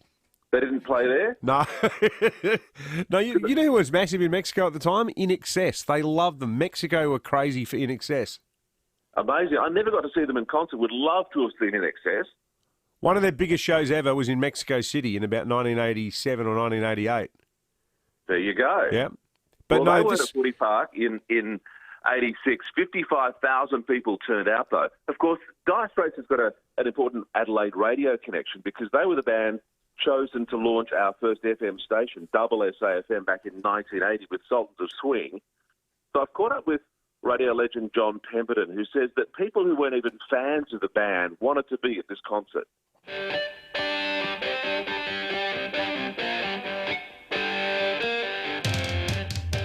You've always heard bigger than the Beatles. They were not bigger than the Beatles, but it was Beatlesque.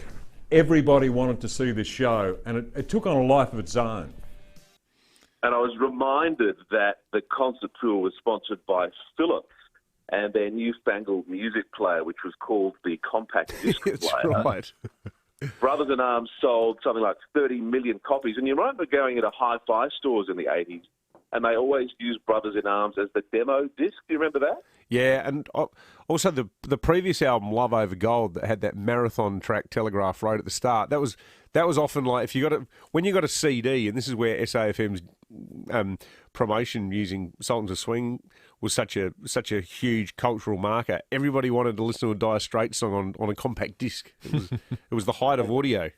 And Pembo admits the station absolutely thrashed it, so everyone was in a frenzy by the time they got here. Guess how much the tickets were to the concert? Can't remember. $23. 23.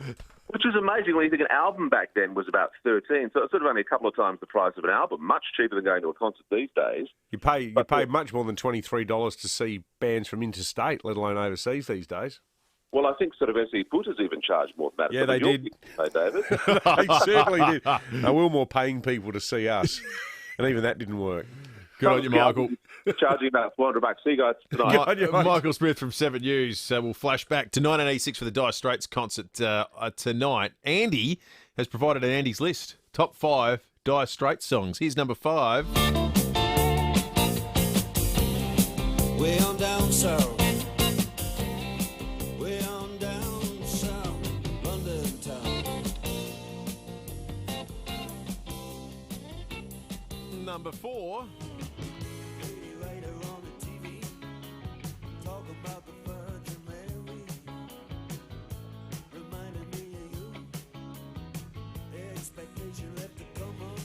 David's got a look reserving judgment at this point. I like it. He's waiting for the top three. Here's the third.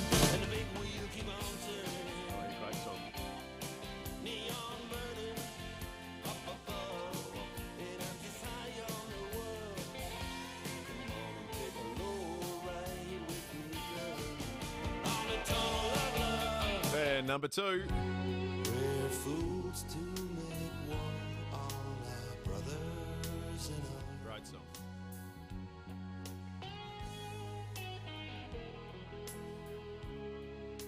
Will Goodings on air guitar in the studio here. You can't not. How about the solo? All right, number one.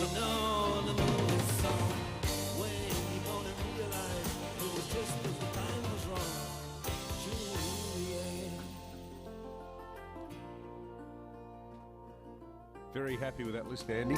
Superb. Yeah, you had that look. You were like a father watching a son. Just, I hope he goes well. It was really nice.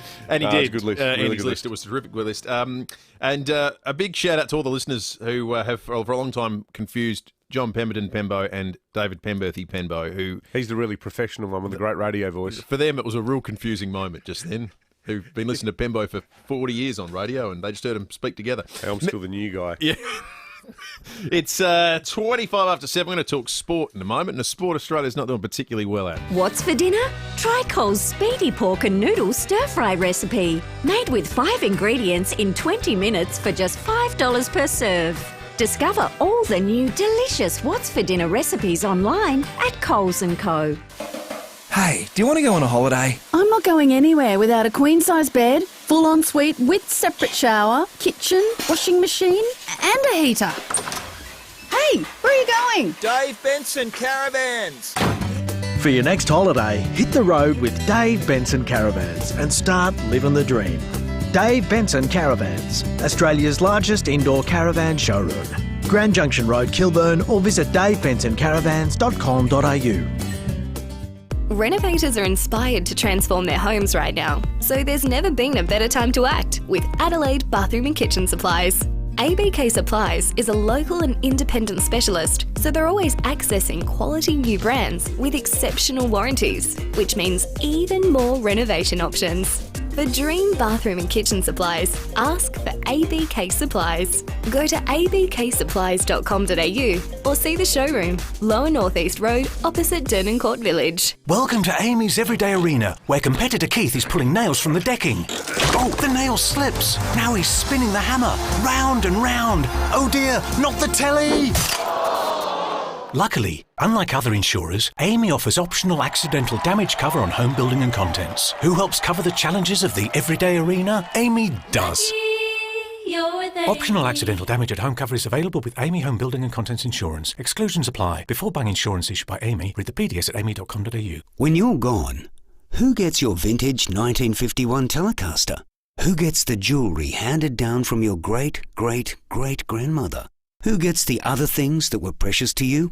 If you don't have a will, you'll never know. Donlan Lawyers specialise in wills and estate planning. From the simplest to the most complex, you can trust Donlan Lawyers to help protect your wishes. For wills and estate planning, visit donlanlawyers.com. Hey Barry. Yes, Bev? Remember our first Jayco back in the 80s? Gee, those were the days, Bev. Yeah. And Walker Crash Repairs have been an RAA-approved crash repairer since then. Wow. That's 35 years. Yeah, and now they're also an RAA-approved caravan crash repairer. Well, that's because they do such a good job, Bev. You can always relax on the road with Walker Crash Repairs, an RAA-approved crash repairer for caravans and cars. 5AA Breakfast is streaming live right now. To watch, simply head online to 5AA Facebook or search 5AA on YouTube. There was something in the air that night. Say hello confidence in the new Tiguan, now available at Solitaire Volkswagen. Visit solitairevolkswagen.com.au. You're listening to 5AA Breakfast. David Penberthy and Will Goodings. 28 minutes after 7, let's talk sport. Thanks to Toyota Land Cruiser 300 Series coming to North Point Toyota. Register your interest today. It is the North Point way. Rowie was talking 2020 on the program last night. Well, he might. You want to know our recent series? We joke early in the morning with Tom Wren that 2020 happens. It's like a tree falling in the forest in terms of Australian international sport. Well, it might be, because it's pretty embarrassing when you go back and look at the records. Since the COVID pandemic, here's how we've fared. 4-1 loss to Bangladesh, 4-1 loss to the Windies, 3-2 loss to New Zealand, 2-1 loss to India, 2-1 loss to England. Now, on the 17th of October, the T20 World Cup starts in the UAE and Oman. We've got England, South Africa, West Indies, probably Sri Lanka, probably Ireland in our group. We'll be lucky to beat any of them, including Ireland. Isn't right the problem now. that we don't really care? The problem is 2020 in this Nobody else country. does? 2020 in this country is Bluey for sport. It's Paw Patrol for sport. That's what it's treated as. Do you watch Bluey? No, and I don't watch 2020 either. Here's Stephen Rowe on the show last night. Been watching, paying any attention to Australia's T20 results. This shouldn't actually be a huge surprise. You know, this is the 5th T20 series in a row that they've lost. They've lost at home, they've lost away, they've lost when they've had their first choice players, they've lost when they've given opportunities to younger or fringe players as well. So, you know, there needs to be an admission that maybe we're not good enough at T20 cricket if we're taking T20 cricket seriously. Well, I think we are, but I'd rather our Test nation to concentrate on Test cricket. We got the Ashes this summer, but let's face it, 3 of our best batsmen aren't in this team on this tour.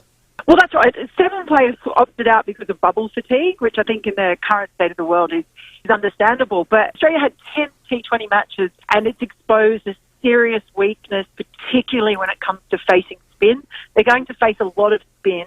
I think it's quite dangerous if you're looking at that T20 World Cup as a serious proposition to just brush this aside. See, in that interview, terrific interview that Rowie had on last night, they've hit on the precise issue. How many people are dropping out due to any form of fatigue if it's a Test match? Yeah, exactly. You couldn't... There's no reason anyone would ever voluntarily not playing a game of Test cricket, but there's a million reasons why you won't go on a tour for the T20 side. Oh, for sure. And that's the problem we face. It's something fun to do on a summer's night. Totally. The strikers are great. The state-based competition's excellent. That's fantastic, but international T20, I don't even think should exist. It's a waste of time. It's pathetic. Anyway, we're looking forward to the World Cup. It comes up in October. Yeah, we'll be all over it too.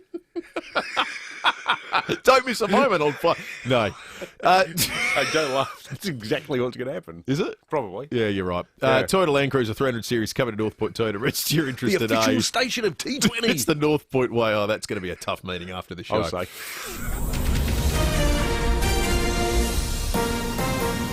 This is Adelaide's 5AA. Rain developing in 16 today with the 7:30 news. I'm Mel Usher. Trust Physio Extra. Norwood, Purie Street, Marion, Halla Cove, Seaford and Victor Harbour. PhysioExtra.com. 3 youths have been arrested after a break-in at Burnside last night. Senior Constable Christina Phillipson says police were called to Greenhill Road after reports of people jumping back fences. They cordoned off the area and searched with the assistance of police dog Stoic. They located one youth on View Terrace and a second youth was found in the rear yard of a property on Gartrell Street, and then a third youth was found on Waterfall Terrace.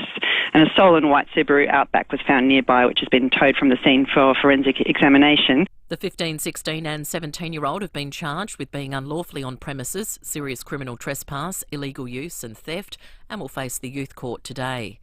A man's died in a single-car rollover at Walker Flat. The incident happened late yesterday afternoon on Mallee Road.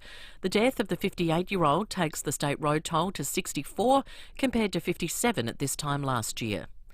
An extension to Melbourne's current lockdown is likely to be announced today. Reports out of Victoria suggest the stay-at-home measures will remain in place until at least early next week. There are concerns not enough of the locally acquired cases are being picked up in isolation during their infectious period. Outspoken MP George Christensen says he has no regrets over comments he's made about COVID. The Queensland Liberal used the floor of federal parliament calling for an end to mask mandates and lockdowns. The comments have been condemned by his own party in the opposition, but Mr Christensen says many people agree with him. My email has been flooded with people from all over the country since I made those comments, congratulating me and saying it's about time that some politician actually just said it as it is. Former Adelaide star Eddie Betts has expressed the hurt and emotion he's felt over the Taylor Walker racism incident. Betts and Walker played together at the Crows for 6 seasons. Betts telling Fox Footy's AFL 360 it's an issue he's actually sick of talking about. I've been dealing with this my whole life. My mother has, my father has, and it's tiring. It hurts, it's draining. It actually really hurts, to be honest. I'm starting to get emotional. just talking about it here. A popular pasta sauce is being recalled. There's a chance metal or plastic could be inside 250-gram containers of Lego's fresh Napoli sauce with tomato, garlic, basil and oregano. They're sold at Woolworths around the country. Customers can get a full refund. A new study has assessed how people react to learning they're at higher risk of developing breast cancer. Researchers have compared the emotional responses of people told of their genetic risk and those who chose to remain in the dark. Lead author Dr. Tatiana Yan says people who were told were more likely to feel empowered and there was minimal increased stress and anxiety. Studies that have been done before were all hypothetical, asking people how they thought they might feel, and often people said that they would feel they were concerned or they might feel stressed about it. But when we actually gave the information to people, we didn't see that. And Stevie Nicks won't be returning to the stage until next year. The singer has cancelled 5 concerts scheduled in the coming months, saying she needs to be extra careful about COVID and her health despite being fully vaccinated. Now turning to FIVEaa Sport. Save up to $800 on selected Asco washer dryer packages. Adelaide Appliance Gallery, home of Mr Dishwasher. Here's Tom Wren. Thank you, Mel. Adelaide will be without Brodie Smith and Will Hamill for this weekend's match against Melbourne because of concussion. And head of football Adam Kelly has revealed Matt Crouch is still suffering some groin soreness, so they've decided not to risk him for the rest of the season. The decision's now been made to focus on Matt's long term. And for that reason, we've ruled him out of playing the remainder of this year, and our focus will go on his off-season and making sure that he's ready to go in season 2022. Last night at the tribunal, GWS successfully downgraded Toby Green's 2-match suspension to a 1-game ban, but the club is still considering whether to challenge that in an effort to see him play against Richmond this weekend. Meantime, Fremantle defender Alex Pearce says it's heartbreaking to see Stephen Hill's career end the way it has. What we really loved was just how tough he was and how hard he worked defensively. When he was playing on the wing or in the midfield, he was always the one getting back and helping out. Hill has been riddled with injuries in recent times and announced his retirement yesterday. There's a chance the upcoming Ashes series could be delayed for a year. The ECB are concerned about quarantine regulations surrounding the players' families. Fast bowler Michael Neser says he hopes the series can go ahead as planned this summer. Yeah, hopefully something happens and that goes ahead because I can't wait for Australian summer. Neser will play for the Brisbane Heat in the upcoming Big Bash season. And that's the FIVEaa Sport. Now checking FIVEaa traffic. The award-winning team at Dave Potter and now Glenelg BMW, Adelaide's newest home for BMW. At Leeward Gardens, got a broken down truck on the freeway down track. Speeds reduced to 60. That's causing some delays today. Highgate expect other delays too. Fullerton Road near Crossroad for the intersection upgrade. Speeds are reduced through there. Busy on the drive in Carralda Park, South Road, School Avenue to Everard Avenue, that is inbound. And Cameras Junction Road, Balhanna, Military Road, West Lake Shore and Mount Barker Road at Hahndorf. When you fill up, make sure you fuel the feeling with Shell V-Power, the premium fuel designed to clean and protect your car's engine. Look for Shell V-Power the next time you fill up your car. Adelaide's most accurate traffic on FIVEaa. Now the FIVEaa forecast. Audi Solitaire, Metro Dealer of the Year. Visit audisolitaire.com.au. A top of 16 today with rain developing, 16 again tomorrow with a shower or two and the same on Friday. Right now it's 14 degrees. More news as it happens on FIVEaa. Say hello confidence in the new Tiguan, now available at Solitaire Volkswagen. Visit solitairevolkswagen.com.au. You're listening to FIVEaa Breakfast. David Penberthy and Will Goodings. 22 minutes to 8. John Blake coming up before 8 o'clock. Then after 8 today, Tom Duday will be on the show from the Adelaide Football Club. Lots to talk about with the dude.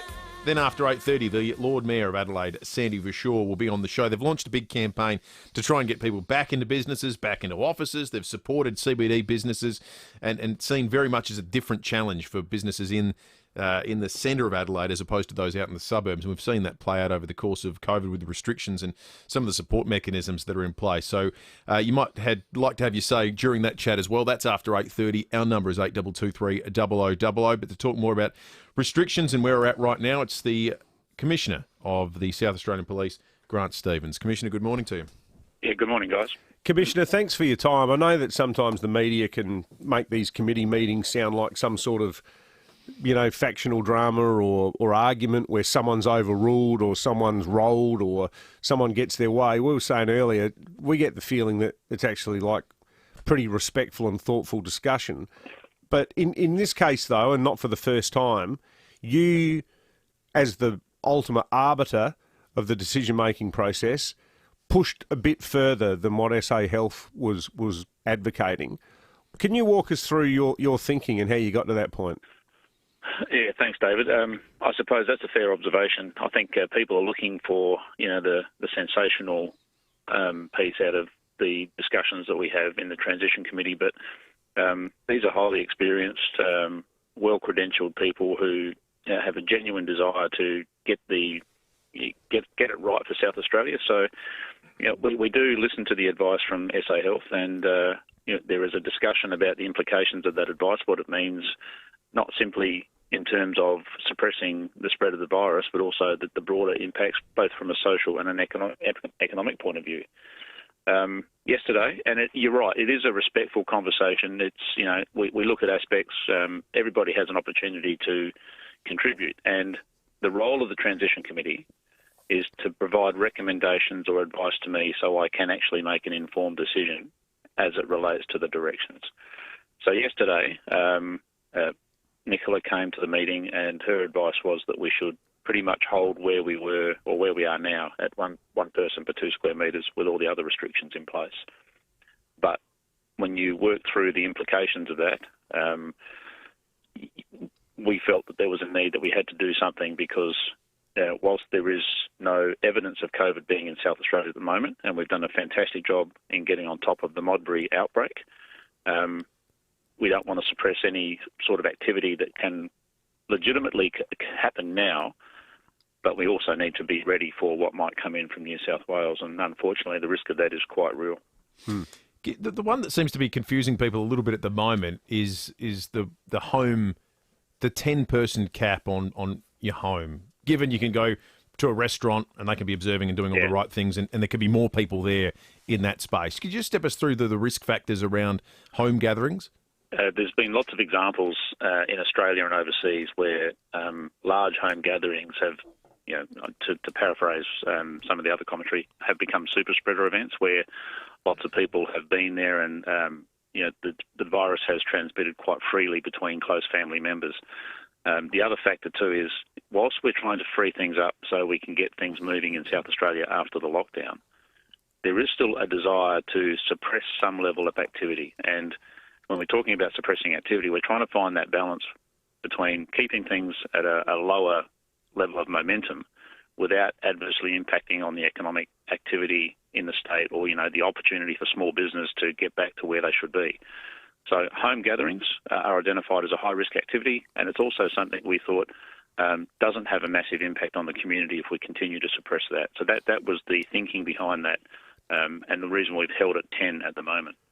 Commissioner, can I just ask you, and I'm not trying to sort of, punch holes in everything here, but one of the things, we've had a lot of texts this morning from people who work in event management, things like hosting weddings and so forth.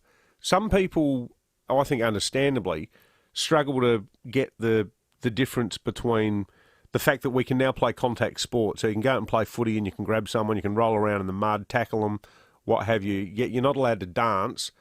And equally, and look, I know this might be a bit of a fringe activity for most people, but we had the owner of the La Sing Karaoke Bar on the other day, and they scratched their heads going, well, yeah, everyone can belt out the Port Power song at the end of the showdown, yet we can't have controlled singing inside our venue. What's the logic behind some of that stuff? Well, firstly, I can certainly appreciate how it can be difficult to follow the logic, and it's also, I think it's, we see a lot of it, people comparing one activity with another, and I understand why people get frustrated when they think, how do you allow that when you don't permit something else? And the example of singing the Port Power song at the end of a game at Adelaide Oval compared to an indoor event where everyone's singing, the principal factor there is, one's an indoor event, recirculated air conditioning, close contact, alcohol's probably involved as well, so inhibitions are lower. compared to an outdoor event where there's lots of spacing. And now I think you'll be finding that people will be wearing masks while seated at the Adelaide Oval. There are some distinctions that have an impact on the transmissibility of the virus.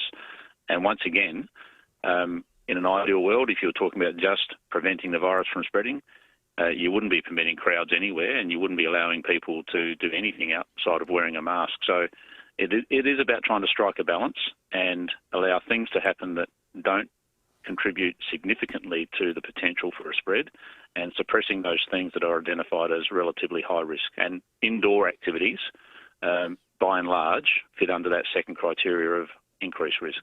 We had a text early, Commissioner, from a listener who works at a Dan Murphy's, who says there's this increased incidence recently of you have to wear a mask in store policy. There has been incidents of people coming in saying, oh, they've got a exemption from their GP and they don't have to wear a mask. And some of them have, and they've been happy to produce it. Others have said, well, I don't have to show you any proof. It's just, you have to take my word for it. What's the rule on that? Well, the rule is you are allowed to, if you do have an exemption, you do not have to wear a mask. There are people who legitimately have an issue that prevents them from being able to safely or comfortably wear a mask, and we just need to accept that. But what I would remind people is if the vast majority of people are doing the right thing or complying with an exemption they've been provided, then that's actually pretty good. And it doesn't matter what rule you put in place within a community, there is going to be a cohort who think the rule doesn't apply to them or simply disregard it for whatever reason. My view on this is we don't expect people to become quasi-police force and start to demand evidence of a person's exemption or challenge them for not wearing a mask. I'd rather look at the perspective that the vast majority of people have stood up to this and they're doing their small part in preventing the spread of the virus. Focus on the positive, not so much on the negative, knowing that the vast majority of people are doing the right thing. Have you had to sanction anyone recently for idiotic behaviour like we've seen in New South Wales? Well, no, not so much idiotic behaviour, but we have had a couple of people arrested in the last week or so for refusing to follow instructions. There was a woman at a supermarket in the Adelaide Hills area who was challenged about not wearing a mask and simply refused. She was given an expiation notice and given the direction to put a mask on and refused again, so she was arrested. And we've had a few people that have been sneaking through our border checkpoints, and they find themselves spending a bit of time with us in the City Watch House. Good. Excellent. Commissioner, thank you for your time. We appreciate it. Pleasure. See you guys. Police Commissioner Grant Stevens. Yeah, one thing, we're going to flesh this out more next week, but for people, there's a way of killing two birds with one stone here where you can actually get together with friends and family and also help a local business. This is going to be something that we're going to go big on over the coming days. If you want to have your family over and you can't, and I'm talking here about getting together with like more than 10 people, there's nothing stopping you from saying, well, what about that excellent room they've got out the back at, La Trat, or... Yep, that's true. Or just think of any restaurant in your own suburb. Especially now density limits have been increased. I know a week or two ago when we were at 25%, it was impossible to get anywhere. But now you can. So these businesses absolutely that have had their revenue stream smashed, I'm catching up with some friends next week, and we're planning on picking a restaurant that we haven't been to for a while. There's ways of getting together in larger numbers and doing it safely, doing it in accordance with all of the rules. We're not talking about bending the rules here, but there's a way to see your loved ones while also, if you're in a position to afford it, and a lot of people aren't, but a lot of people still are, book a room out. Yep. Book a private room out somewhere. Idea. All right, let's check traffic. We've just been alerted to a situation from Barry. Thanks, Barry. A multiple car pile-up at the start of the Southern Expressway heading to the city. Police and fire crews are at the scene. If you've got any further information on that one for us, folks, we'd greatly appreciate it. 8223 0000 or text us on the Telstra Stormont Parker text line. The big picture is thanks to Glenelg BMW, Adelaide's newest home for BMW. It's opening very soon. Visit glenelgbmw.com.au. And Noongar got a smash at the start of the Southern Expressway near South Road. 3 cars involved there. Leeward Gardens, a broken down truck on the freeway. Down track speeds reduced to 60. It's causing some delays inbound. Highgate, expect delays there today. Fullerton Road near Cross Crossroad for the intersection upgrade. Speeds reduced through there as well. And look out for cameras on the drive-in. Hartley Road, Flinders Park, Mount Barker Road at Bridgewater, and Onkaparinga Valley Road at Balhanna. Hungry? How about a burrito or bowl from Guzmani Gomez for just $9.90? Choose some delicious pulled pork, grilled chicken, slow cooked beef and more. Just $9.90 at GYG. Adelaide's most accurate traffic on 5AA.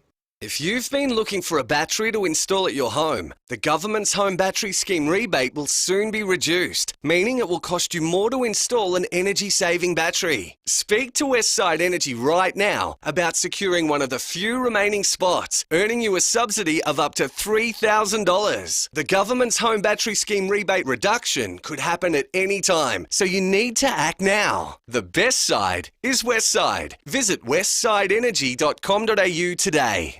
5AA's Business Lounge with Leith Forrest. So in the Business Lounge today, I'm joined by an inspirational man who is a big fan of Arbor Vitae. Welcome, Peter Wilson. G'day, Leith.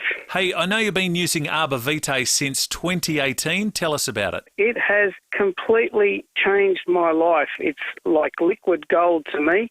My joint pain has completely disappeared. My mobility is so much better, and the reduction in inflammation is amazing. And your mobility has returned. It's given you your life back, and I believe you've ticked off some big things on your bucket list. Well and truly, the challenge of walking to the top of Mount Kosciuszko, the highest mountain top of Australia. It was a challenge that prior to Arbor Vitae was literally a dream. There was no way that in my 50s I would have entertained the thought had it not been for Arbor Vitae. Peter, that is amazing. I'm so glad that Arbor Vitae has given you back your life. Arbor Vitae is available in chemists and health food stores all over Adelaide. For a full list of stockists or to buy online direct, go to arborvitae.com.au, or you can give the Arbor Vitae team a call on 1300 879 863. Remember, always follow the directions for use. This medicine may not be right for you. Read the label before purchase. If symptoms persist, talk to your health professional. For more information, visit arborvitae.com.au. That's arborvitae.com.au. Hey, it's Mark Bickley. For 20 years, the team at Jarvis Toyota has been helping South Australian families keep that "oh, what a feeling" feeling. Over that time, Jarvis has put their support behind Variety, the children's charity, as platinum sponsor of the Variety 4-wheel drive adventure, and they've got plenty more support to give. If you're about to rediscover the road, make sure you take a proper test drive from the range at Jarvis Toyota. South Road, Clovelly Park, proudly celebrating 20 years of support in 2021.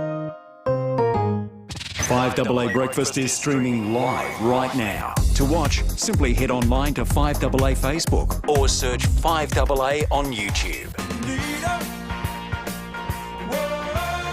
Say hello confidence in the new Tiguan, now available at Solitaire Volkswagen. Visit solitairevolkswagen.com.au. You're listening to 5AA Breakfast. David Penberthy and Will Goodings. There's an idea for an Andy's list. Top 5 songs by Boz Skaggs. There's an idea. Actually, they're all on this record, Silk Degrees. Well, great album. Andy will do it. He loves putting together a list. There's no challenge too great for an Andy's list. We should do it. Yeah, it could happen. Boz Skaggs, top 5. 8 to 8. John Blake coming up in a moment. But let's check the weather first. Amelia Mulcahy from 7 News is on the line. It looks kind of rainy out there at the moment and grim. Amelia, when are you expecting the rain to come in? Good morning. It's raining right now, raining at my place. And we're expecting that rain to sort of really be steady this morning, easing back to showers a little later on. So we've got this rain band ahead of a front, which we'll see. It'll deliver a bit of a westerly wind change a little later on today. But, we've seen some doozies when it comes to winter fronts this season, but wind shouldn't be too bad with this front, just more of a westerly wind change. That'll cool conditions down, of course, with the rain. We do have some marine wind warnings out and, stronger winds about the metro waters as well. But, really for the city, I think the thing we'll really notice is obviously this rain band and just showers later on. We could see 4 to 10 millimetres over the city in the course of the day, roughly double that about the hills, going for a top of 16 degrees. So that's a bit of a change from yesterday's 20, which was lovely, a very balmy evening last night. Usually when I do my weather reports for 7 News, it's anywhere from like 10 or 11 degrees. And last night it was 19. It was lovely. So, much cooler today, unfortunately. 16 degrees the forecast top Thursday and Friday as well. And we might hold on to those showers both days too. But the good news is the weekend is looking good. We should dry out by then. So going for a top of 17 degrees Saturday, 19 Sunday, with a bit of sunshine around on Sunday as well. So hopefully we can do a little repeat of the Sunday afternoon that we just had with a bit of sunshine around. But for now, if you're heading out, grab the brolly because we're expecting this rain for a few hours. Beautiful. Thank you, Amelia. Good stuff, Amelia. Amelia Mulcahy from 7 News, 6 to 8. It's time for John Blake. Thanks to Aussie Fast Transport Solutions, interstate freight distribution, warehousing and local Adelaide couriers. Call Aussie Fast, 13 13 64. The Office of the Premier of South Australia, the Honourable Stephen Marshall. Yes, Julian. Morning, Premier. Would you like a cuppa? Oh, yes, thanks. I've got an idea for you. I'll bring that in too. Oh, okay. Tea, lady! Oh, good. I thought it might be an idea, Premier, to do some advertising. Well, there are already ads going around. Yes, I know, but I thought, why not try some subliminal advertising? Subliminal advertising? Yes, you know, where you use subconscious suggestion rather than your traditional in-your-face advertising. Well, how would that work exactly? Well, instead of the voiceover person saying, you know, keep your state free of COVID, do the right thing, get vaccinated, you just have a subliminal suggestion that people can hardly hear. All right. So, you know, every time you do a press conference, you can just flash the words, get vaccinated on the screen for just one frame so people don't actually see it, but it gets into their subconscious. Oh, yeah. Or even just slot in a voice between your words that reinforce your message. But I've got a feeling subliminal advertising might actually be illegal. Well, if you do it properly, no one will even know it's there. So, anyway, it was just an idea. Yeah, all right. Thanks, Julian. You're welcome, Premier. Oh, listen, before you go... Can't wait, Premier. I've got an urge to go and get vaccinated. John Blake Show, 7 p.m. You don't have to wait that long. John Blake will be on after 8:30 with Behind Closed Doors. Better that than Fight Club, I guess. Certainly. Well, sometimes they've got a similar rating. 4 minutes to 8. How do you know if the milk you're buying is local? Easy. Just look for 3 words. FIVEaa Milk Company. If the bottle you pick up has those 3 words on it, FIVEaa Milk Company, it's guaranteed to be local. It's guaranteed to be fresh too. And the big plus, you're supporting SA dairy farmers, and for that, we're forever grateful. 3 words. FIVEaa Milk Company. South Australian and proud of it. If you want to build a new home, something that reflects you and your lifestyle, speak with Beechwood Homes. And just so you know, they won't try and sell you a house plan. In fact, there's no house plans until you tell them what you want. So go for it. Start thinking of all the possibilities or get in touch with Beechwood Homes for a few thought starters. Life's good. It's even better in a Beechwood home. For inspiration, visit the stunning Beechwood Homes display home in Blackwood Park. I'm Kathy Nagel, the Chief Executive of Western Hospital Henley Beach. Western Hospital's cardiovascular theatre is open and servicing the residents of the western suburbs and beyond. This theatre is a direct result of attempting to provide outstanding care for our community. We are very proud to host some of Adelaide's best specialists in our state-of-the-art theatre. If you require cardiology or vascular care, contact us on 8159 1200. Western Hospital, your hospital that cares. If you've been looking for a battery to install at your home, the government's home battery scheme rebate will soon be reduced, meaning it will cost you more to install an energy-saving battery. Speak to Westside Energy right now about securing one of the few remaining spots, earning you a subsidy of up to $3,000. The government's home battery scheme rebate reduction could happen at any time, so you need to act now. The best side is Westside. Visit westsideenergy.com.au today.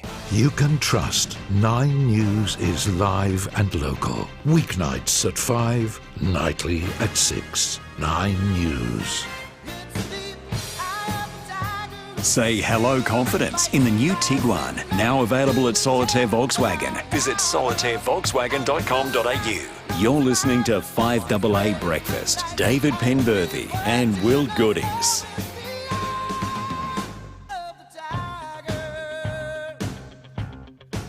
We're at 90 seconds away from 8 o'clock. Big 8 o'clock hour coming up today. Tom Duday will join us on the show. Also, the Lord Mayor of Adelaide, Sandy Verschoor. You've got questions for either. We love you coming up with questions. It's great. Makes our job easier. 8223 0000 or text us on the Telstra Stormont Parker text one and we'll credit the ones that aren't the best. 0448 08 1395 is the number. We've got some text coming through at the moment. We have got text coming through. Christina Where are we? Christina. I think masks are effective because they reduce people's movements as it's a deterrent.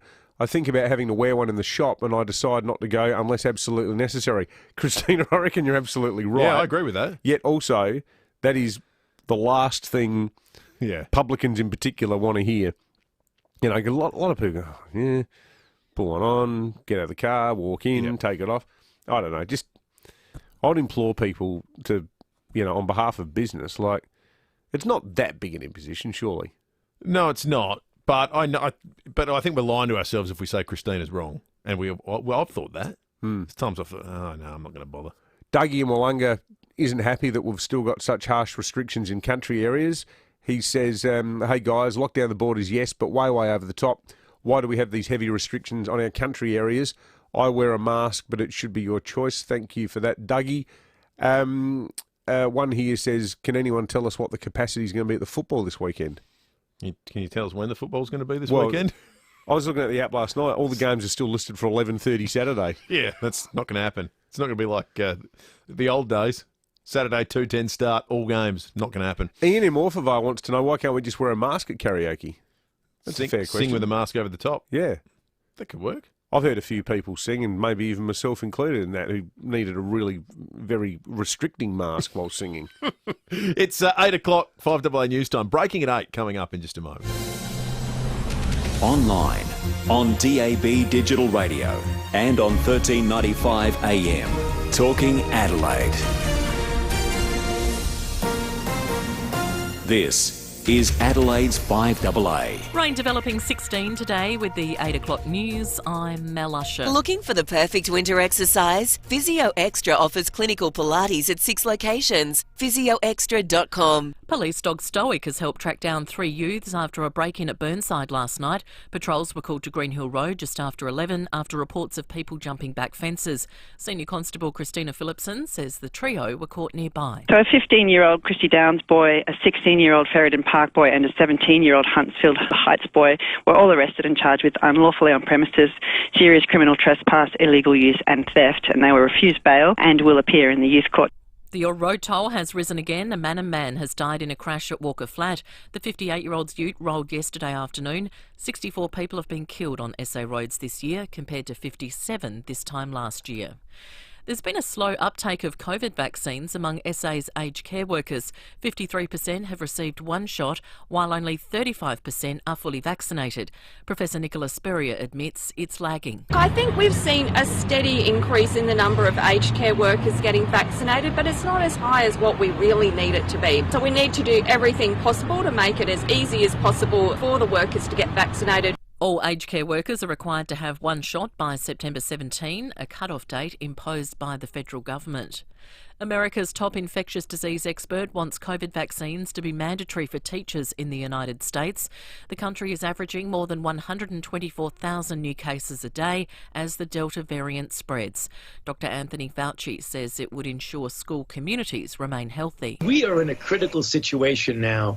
We've had 615,000 plus deaths, and we are in a major surge now as we're going into the fall, into the school season. The Commonwealth Bank has posted an $8.6 billion full-year profit, up 19.8%.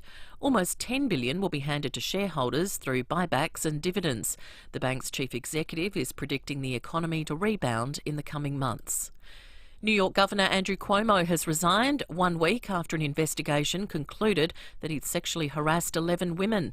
Nine's Alison Petrowski reports from the US. In a televised address, Governor Cuomo maintained his innocence, stating that he had kissed and cuddled women, but says that's how he casually greets everyone, male or female. But he acknowledged that in the game of politics, mud sticks, and that he had become too much of a distraction. The best way I can help now is if I step aside and let government get back to governing. He thanked his victims for coming forward and said he did not realise the extent to which the lines had been redrawn. Cuomo's decade-long run as governor will come to an end in 14 days. 62-year-old Democrat Kathy Hochul will take over. She will be the first female governor for the state of New York. The UN Human Rights Office of the High Commissioner has warned of possible war crimes by Taliban fighters as fierce fighting continues across the country. 9's Steve Marshall has more. Taliban fighters have now taken 6 cities in just 4 days.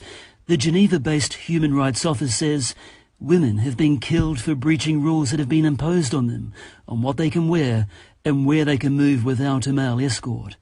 The UN office says the fighting has killed scores of civilians, including children. Many more have been injured, and tens of thousands of families have been left homeless. The Afghanistan army is struggling to keep the upper hand as the final Western troops are withdrawn. Now turning to 5AA Sport. Save up to $400 on selected ASCO dishwashers at Adelaide Appliance Gallery, home of Mr Dishwasher. And it's over to Tom Wren. Thank you, Mel. The full fixture for round 22 is yet to be released by the AFL with no confirmation of when games will be played. It's expected Port Adelaide will host Carlton at Adelaide Oval on Saturday. Rising Star nominee Miles Bergman telling Rowie it'd be great if they can play in front of a crowd. Yeah, that would be good actually. We haven't had fans for a while, so a big crowd would be nice, but we'll see what they can do. We're just going to keep trying to play good footy and put our best foot forward. GWS forward Toby Green's 2-game ban for striking has been downgraded to a 1-match suspension at the AFL Tribunal. Fremantle midfielder Andrew Brayshaw has failed to overturn his 1-match suspension, meaning he'll miss the Western Derby. And GWS midfielder Josh Kelly will be a Giant for life after triggering an 8-year extension expected to be worth around $1 million a season. Well, there's a chance the upcoming Ashes series could be delayed for a year. The ECB are concerned about quarantine regulations surrounding the players' families. Meantime, the International Cricket Council will push for the sport to be included in the Olympic Games from 2028. Cricket has made just one appearance in the Games in Paris back in 1900. Football star Lionel Messi has signed a 2-year contract with Paris Saint-Germain. PSG confirming a deal had been done welcoming a new diamond in Paris. And Australian basketball star Paddy Mills has officially been unveiled as a Brooklyn Nets player. Mills has spent the last 9 years at San Antonio. And that's the 5AA Sport. Now checking 5AA traffic. Glenelg BMW, Adelaide's newest home for BMW, is opening soon. Visit glenelgbmw.com.au. At Noarlunga Downs got a smash at the start of the Southern Expressway near South Road. 3 cars involved there. Leeward Gardens, broken down truck on the freeway down track. Speeds reduced to 60. That's causing some delays. Panorama expect a few delays and changed traffic conditions this morning. Goodwood Road and Dawes Road intersection. 1 lane out of action. Speeds down to 40 k's. And cameras today, Old Port Road, Queenstown, Park Terrace at Bowden. Until September 1, Specsavers is giving everyone with health cover $50 off lens options like anti-smudge, polarisation and more. You don't even need extras cover. Conditions apply. Adelaide's most accurate traffic on 5AA. Now the 5AA forecast. Audi Solitaire, Metro Dealer of the Year. Visit audisolitaire.com.au. Rain developing today and a top of 16. A shower or two tomorrow, 16. Friday, a shower or two, 16. Right now it's 13 degrees. More news as it happens on 5AA. Say hello confidence in the new Tiguan, now available at Solitaire Volkswagen. Visit solitairevolkswagen.com.au. You're listening to 5AA Breakfast. David Penberthy and Will Goodings.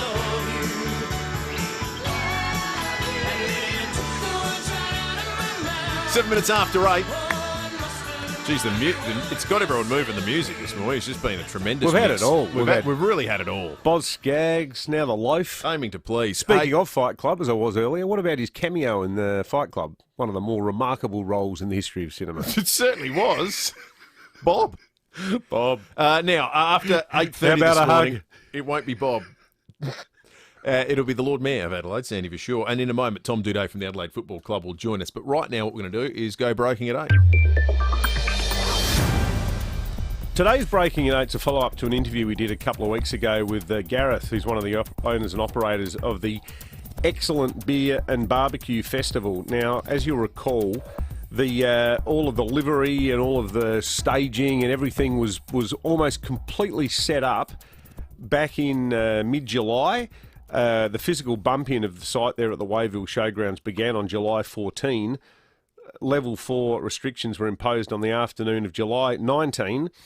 And on July 20, The poor guys there spent the entire day bumping out the half-built infrastructure of the site before the statewide lockdown. Now, they've sat down over the last few days and crunched the numbers as to what they've lost. That'd be an ugly task. Oh, my God. It is just absolutely staggering. And what they've done is they've quantified everything, and they've done it against the backdrop of the assistance that the state government has announced, which was potential grants of up to $25,000 for interruptions to business for any major event that was affected by the July lockdown. The caveat being that any additional business assistance, such as the $3,000 emergency grants for business, gets deducted from the $25,000 if successful. So if you've already got $3,000 in the emergency grants, you can get $22,000 all up for the losses that you sustained. Well, the numbers that they are looking at for Gareth and his business partner amount to $281,000. Now you go through the numbers here. So the festival was meant to take place July 23 to 25. It was going to have an audience of 16,000. There were going to be more than 100 beer and barbecue exhibitors. There were going to be 1,000 casual staff, 25 artists, dozens of contractors. So far, the direct sunk costs, which is money that cannot be recouped due to the postponement of the event, that's marketing, non-recoverable contractors, that amounts to $167,000. Then there's the estimated ticket revenue refunds of 30%. That equals $139,000. Currently, they're about to tick over the $100,000 mark in refunds. Casual hours cancelled for our direct staff, $44,000. Any income which Gareth and his business partner would have made from 12 months of work, $0. Now, this is where it gets like such a bleak picture of the extent of the assistance that's on offer. The $25,000, the maximum of $25,000 that they're eligible for, that accounts for approximately 8.1% of the direct cost associated with the reschedule that was a direct result of the government-imposed restrictions on our trade. And for context, the staging supplier that the barbecue festival was using, which is another independent local company, they've very kindly given them a discount for work performed on setting up the stage. But even with the discount, bearing in mind that they're eligible for $25,000, the bill for the stage that was not used, that was put up and pulled down, is $41,000. So that part of it alone is $16,000 more than the compo that they can get. Now, we've been realistic about this, and to their credit, so are the people at the Beer and Barbecue Festival. Government is not a bottomless pit, but at the same time, this is one event that was explicitly blown out of the water on account of the timing of this lockdown. Yeah. And the best that they can get is 8.1% recouped of the direct cost of staging an event that was going to employ dozens of people, promote dozens of other businesses. Now, we understand that Gareth has written to the Premier and the Treasurer and he hasn't even got a reply yet. So I don't know if there's anything more that can be done, particularly when you consider that so much of the whole vibe of SA, we're the most livable city and, you know, Adelaide's undergone this renaissance in the last 10 years. All of these feel-good things feed into things like re-election strategies. You know, SA Tourism, they like doing ads about, you know, people with their, you know, flannies on standing around a brazier as, you know, 24 pork butts are pulled off the smoker and, you know, Pirate Life and, you know, the Big Shed and the little new pop-up joint on Goodwood Road and Little Bang Brewery, all of these places part of Vibrant Adelaide. Well, these people, vibrancy, that ain't going to cut it for them. 300 grand up the spout, and I think they deserve more of an explanation from the government, particularly when you look at what is happening in Victoria with the much higher level of assistance on offer there. These guys have totally got their backs to the wall. They're doing nothing other than trying to stage an event that, you know, let's people have a really good time. And we've got to think really long and hard about this, because if these are the things that make our city great, and because of what's happening, they're being destroyed. I don't know if with those numbers these people can recover either. So this needs more attention than it's currently getting from the state government. It's an instructive tale too about an element of this that I think sometimes people don't quite grasp. COVID doesn't just push businesses that were struggling to the edge or over it. It pushes and kills off otherwise profitable ventures too. Because if you're in the business of doing something like putting on an event like this and you invest all your hard-earned, your time and effort into it, it loses $281,000 because it doesn't happen 1 year. Then so in your head you think, well, so how many more years do I have to do it before I get back to breaking even? How many more years do I have to do it to ever make another dollar? So it's a good event that makes money and works. But right now, it probably makes as much sense as anything to go stuff it. Yeah. Stuff it. Yeah, totally. I'll do something else with a guaranteed return. And so it's not just things that were struggling before that COVID kills off. It's sometimes things that work really well. The danger too is that in a broader sense, COVID and lockdowns and the way lockdowns are managed can actually kill off the entrepreneurial spirit. Absolutely. Where a coming generation of people go, well, actually, the safest place to work is the public service. And if everyone thinks like that, that's fine, but, we're Pyongyang. We can't have the government being the only employer. No. 15 minutes after 8, let's check the traffic situation thanks to the award-winning team at Dave Potter, who are now Glenelg BMW, Adelaide's newest home for BMW. At South Brighton, got a collision on Brighton Road at Seacombe Road. Noongar Downs got a smash at the start of the Southern Expressway near South Road. 3 cars involved there. Leeward Gardens, broken down truck on the freeway down track. Speeds reduced to 60. That's causing some delays. And expect a few delays at Highgate today. Fullerton Road upgrade. 1 lane is out and speeds are at 40. That's affecting both directions. It's time to complete your census. You can do it online, by paper or with assistance. Visit census.abs.gov.au. Authorised by the Australian Bureau of Statistics, Canberra. Adelaide's most accurate traffic on 5AA. Rowie Sport Show. Are you confident the Indigenous arm of your club, from Dr. Thomas down, will forgive and welcome Taylor back? I think with that one, time will tell. I think it's really important now that we take the time to fully understand the impact that this incident has had. 4 p.m. weekdays. You want Taylor back next year? Sometimes there are things that you can overcome, and sometimes they're not. Rowie Sport Show on 5AA. Did you know that South Australia is home to the world's largest cattle station? At 24,000 square kilometres, Anna Creek Station is bigger than Belgium. True.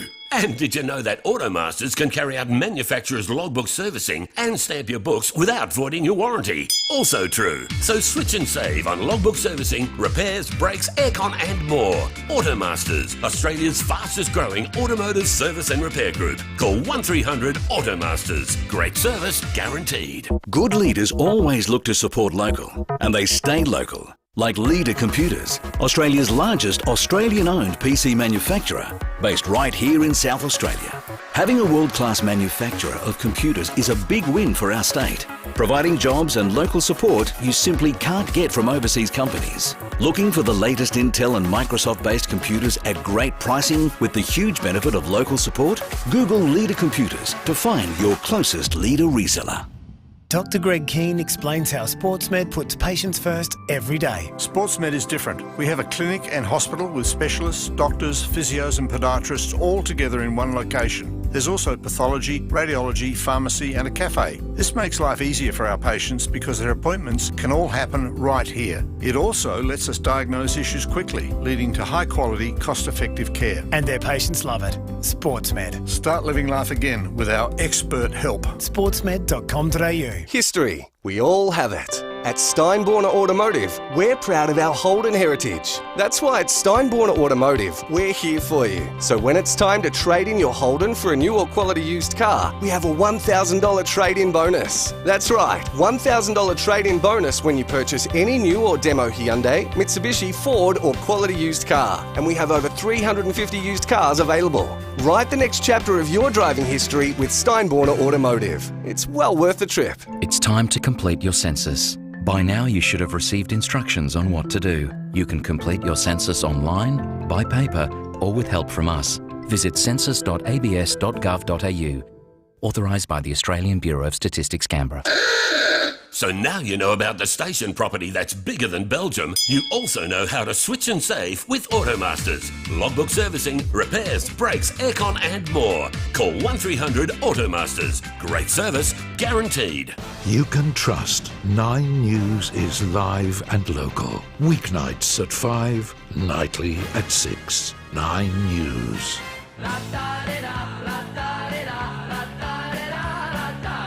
Say hello confidence in the new Tiguan, now available at Solitaire Volkswagen. Visit solitairevolkswagen.com.au. You're listening to 5AA Breakfast. David Penberthy and Will Goodings. 90 minutes after 8. I'm the dude, so that's what you call me, you know? That or his dudeness or duder or, El Duderino if you're not into the whole brevity thing. Thanks to Leader Computers, Australia's largest PC and server manufacturer. They're built and serviced right here in Adelaide. In fact, right here in the CBD. Yes, that's we were right. there only a few weeks ago. There are still businesses in the CBD. There are. They still employ people and it's still worth coming to.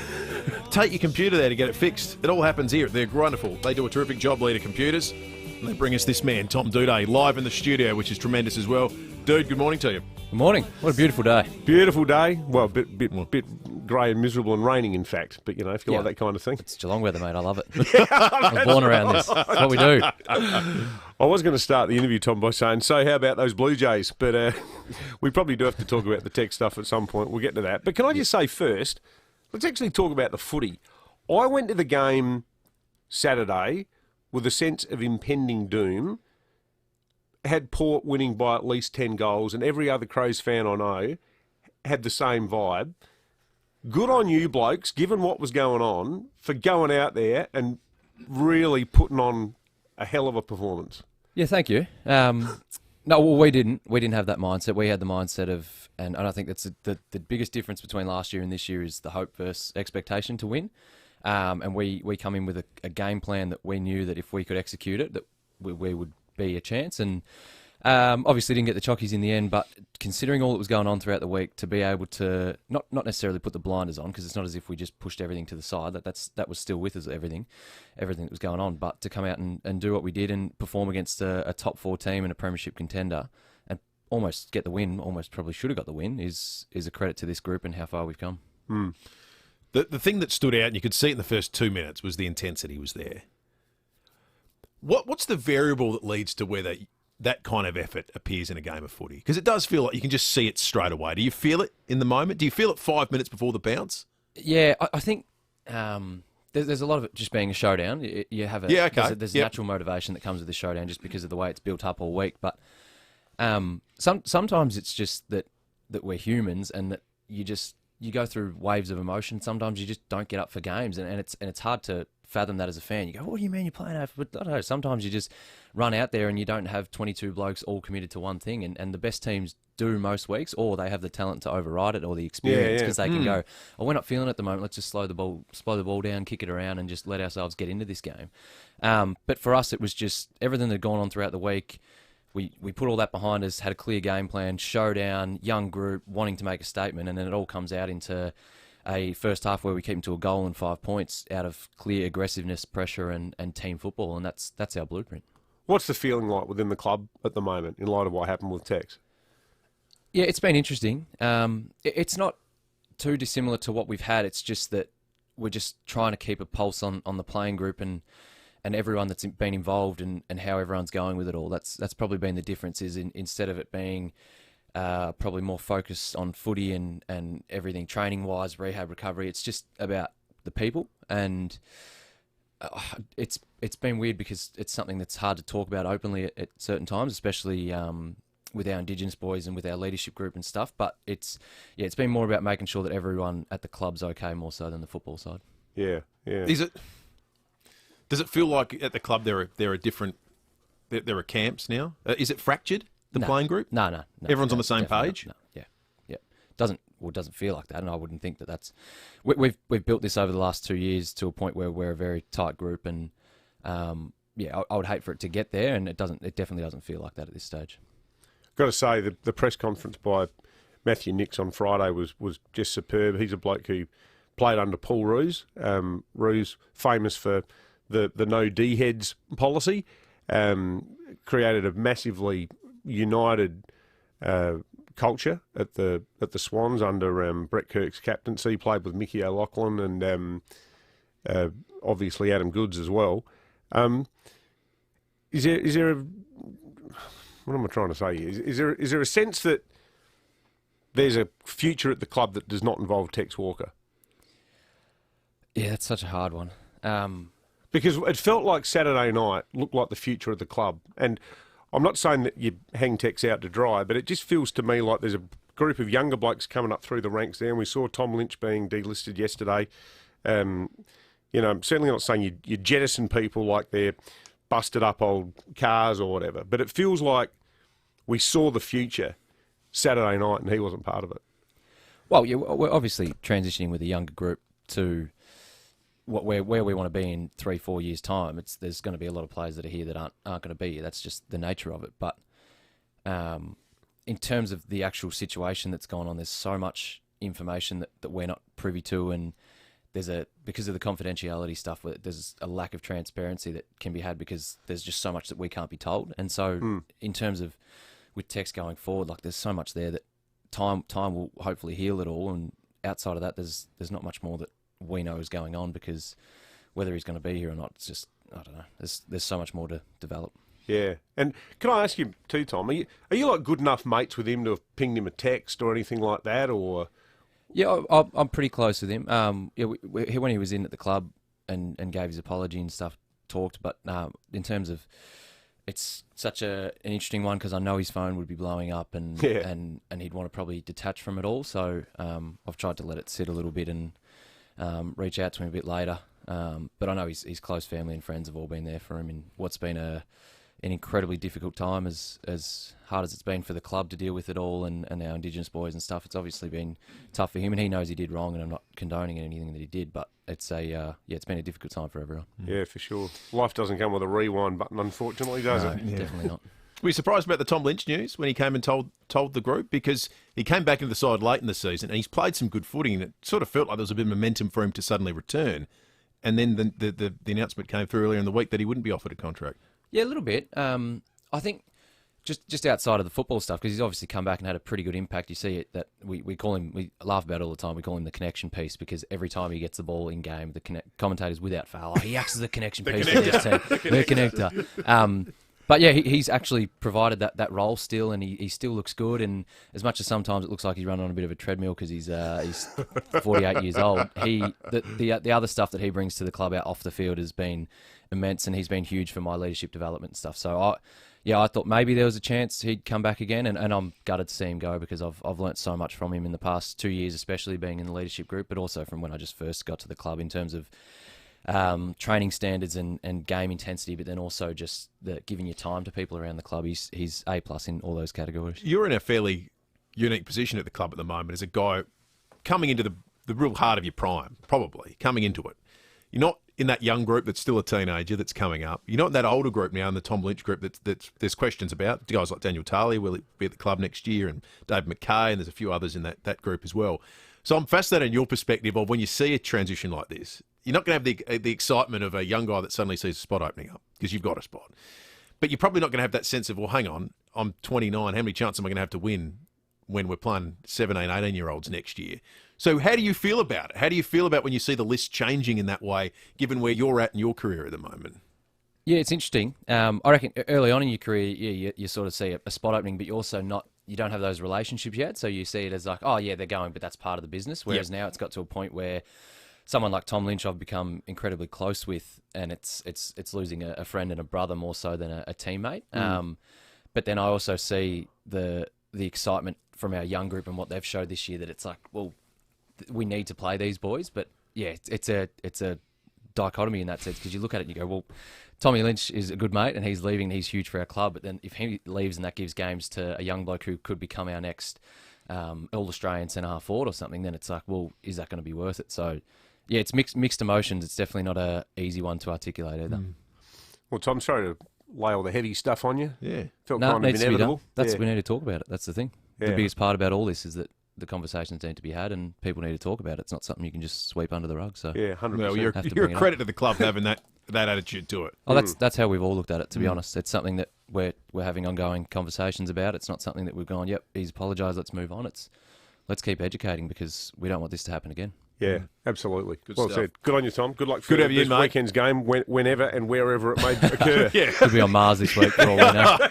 We'll see how we go. Up there with Jeff Bezos and Richard Branson. Elon. Get us up there, Elon. Yeah, that's right. All thanks to Leader Computers, Australia's largest PC and server manufacturer, built and serviced right here in Adelaide. Get more at Mawson Lakes Volkswagen with great deals on demos right across the range, all ready to drive away. And if you're impressed with our selection of cars, you'll love our service department with next day servicing, complimentary loan cars and breakfast or lunch on us. Why? Because when you're Adelaide's newest Volkswagen dealer, you want to give more. Visit mawsonlakesvw.com.au to see the range online. Mawson Lakes Volkswagen, just a short drive from the city.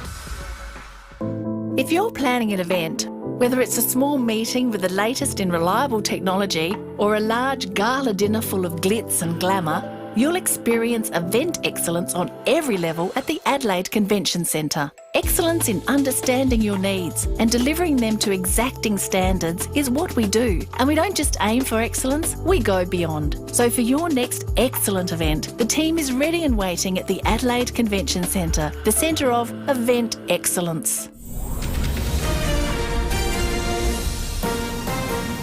This is Adelaide's FIVEaa.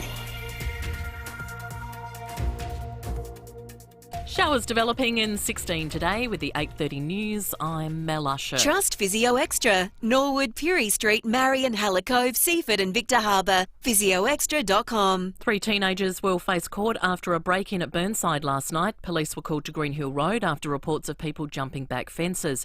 A 15, 16 and 17-year-old were caught nearby with the help of police dog Stoic. They've been charged with being unlawfully on premises, serious criminal trespass, illegal use and theft. Police have arrested a man from the northern suburbs for stalking. A woman who met him on a dating app reported him to police, saying she feared for her safety.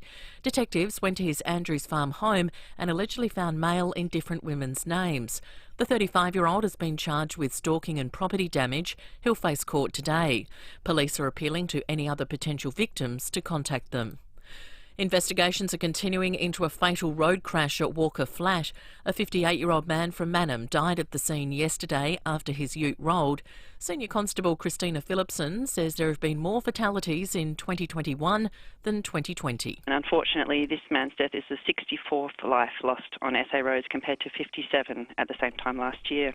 Victoria has recorded another 20 COVID cases today. 14 have been in quarantine during their infectious period. 15 of the 20 are linked to the current outbreak and 5 are still under investigation. Well, Queensland Federal MP George Christensen says he has no regrets over his stance on COVID, despite widespread condemnation. Nine's Michael Packey reports. The Queensland MP used the floor of federal parliament to demand an end to masks and lockdowns, arguing the measures are being overused to control small COVID outbreaks. The opposition condemned the remarks and the Morrison government backed Labor in, but Mr Christensen says he stands by the comments. I think that a lot of this is just absolute nonsense. His Nationals colleague, David Littleproud, says the remarks are not helpful, but stops short of asking him to quit and sit on the crossbench. George is quite welcome to stay in the party. Mr Christensen won't contest the next federal election, but the government still needs his vote until then. New York Governor Andrew Cuomo is stepping down. It comes amid a 4-month investigation found he'd sexually harassed 11 women, mounting legal pressure and demands for his departure by many, including the president. Mr Cuomo maintains his innocence, vowing to clear his name. I am a fighter, and my instinct is to fight through this controversy because I truly believe it is politically motivated.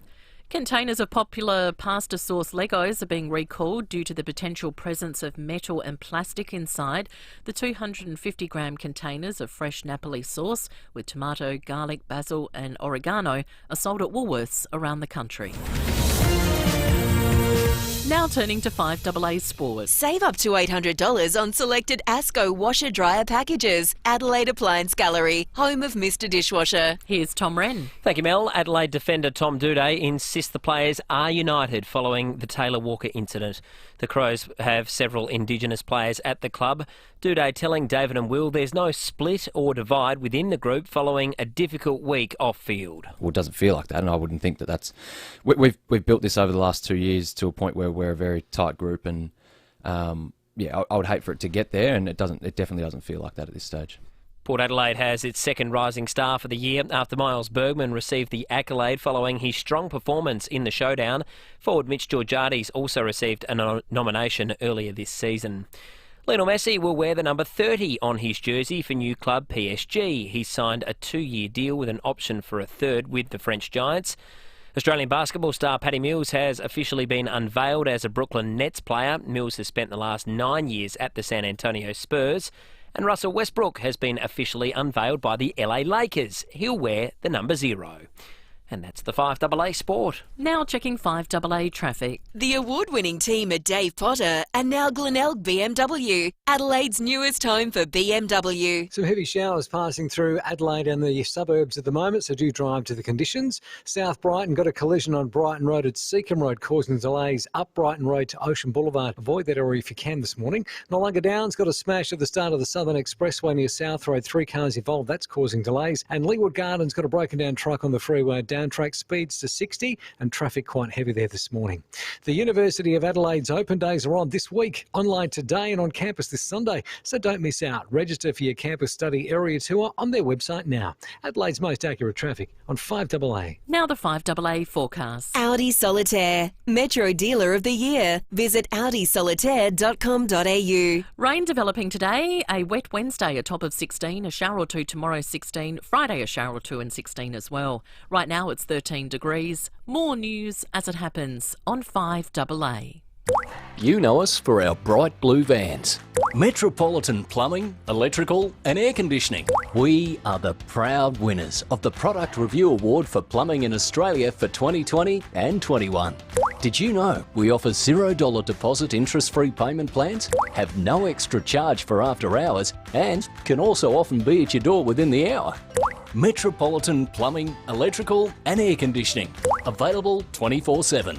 How far would you go for your dream kitchen? And how far would you go to not deal with organising all the trades?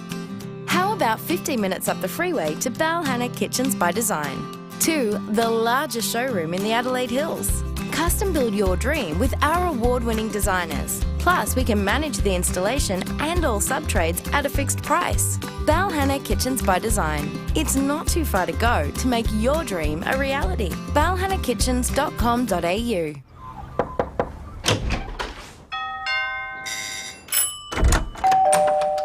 Come on in. We open our doors to people we trust and care about. And for over 85 years, South Australians have been opening their doors to Rest Haven. In turn, we've been opening doors to an easier, better life at home. From personal care to help with the shopping and social outings, you'll welcome the care that Rest Haven brings.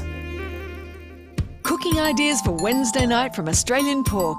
Pork mince bolognese pot pies, pork mince chow mein with crispy noodles, and pork sausage rolls. Delicious. Check out all the recipes at pork.com.au and get some pork on your fork. Say hello confidence in the new Tiguan, now available at Solitaire Volkswagen. Visit solitairevolkswagen.com.au. You're listening to 5AA Breakfast. David Penberthy and Will Goodings. 23 minutes to 9. From leadership at the Adelaide Football Club to the leadership in the City of Adelaide. It's the Lord Mayor, Sandy Verschoor. Lord Mayor, good morning to you. Beautiful segue, thank you. We get all the leaders through here. Sandy Verschoor. Sorry, shouldn't call you Sandy on air. Lord Mayor. Lord Mayor. Thank you. They don't say Lord Mayoress. No. When did that went the way of the Ark about, what, 20 years ago? No, there's never been a Lord Mayoress. There's a Lady Mayoress, which is my husband's title. And Yeah, so your husband is a Lady Mayoress. Well, it is 2021, isn't it? well, there's no title for the husband of a female Lord Mayor. Yeah, right. And it's sort of like a title like Premier or Prime Minister, like they are sort of unisex titles. It's not, Premieress. Well, Tim Matheson, Julia Gillard's husband, was first bloke. First not bloke. first lady. Yeah, that's what mine is. He's my First bloke. I don't like know. that. That's good. I call him all sorts of things. But yeah. How'd you go doing the census last night? Yeah, we did that. It was actually quite late when we did the census, but yeah, we Did you have an argument about division of labour with domestic chores? No, we had a discussion about it as to how many hours that, particularly me, how many hours I might do in domestic. So I actually added them up for the last week, and I thought, oh, that's fair enough. That's fair enough. But I actually thought for a bit of fun next time we should fill in the census for the other person. Yeah, that's a good idea. Oh, no, that's a good way to start a fight. How much do you actually know about me? You know? So we thought we'd try that one. Well, I started doing it on behalf of my wife. That's how the fight started last night. Because I said, domestic duty, I reckon this. And she went, you are kidding me, aren't you? What did you put down for you? Oh, then it was on. Yeah. The one thing that's dominating you, that little box that said, what are your key duties? The biggest duty at the moment seems to be the thing that dominates conversation every time you come in. And it's about the future of businesses in the city of Adelaide. Absolutely. We've got to set, and since you last come in, we've had another lockdown. We've had people a tiered return to work. I know. Speaking of my wife, she's spending most days at home at the moment. It's a couple of days in the office. That's the recommendation from their workplace right now. Where are we at in terms of this fight, and how the hell do you create anything sustainable for these businesses when the backdrop is, well, maybe we're not going to be working next week, and maybe we shouldn't be coming in at all, and there's just nothing you can plan for at the moment? Look, it's absolute focus of this council over the next 6 to 12 months is to actually make sure that we've called it reignite the city, but we are actually trying to really focus on making sure that the businesses do well and that the city thrives. And we understand there's a whole lot of levers that we have as a local government, as a capital city. We've been working hand in hand with the state government as well. They've been fantastic in this space, really focusing on how we support the businesses and how we can actually bring things back to the city. So we took through a program last night, which I was really proud of.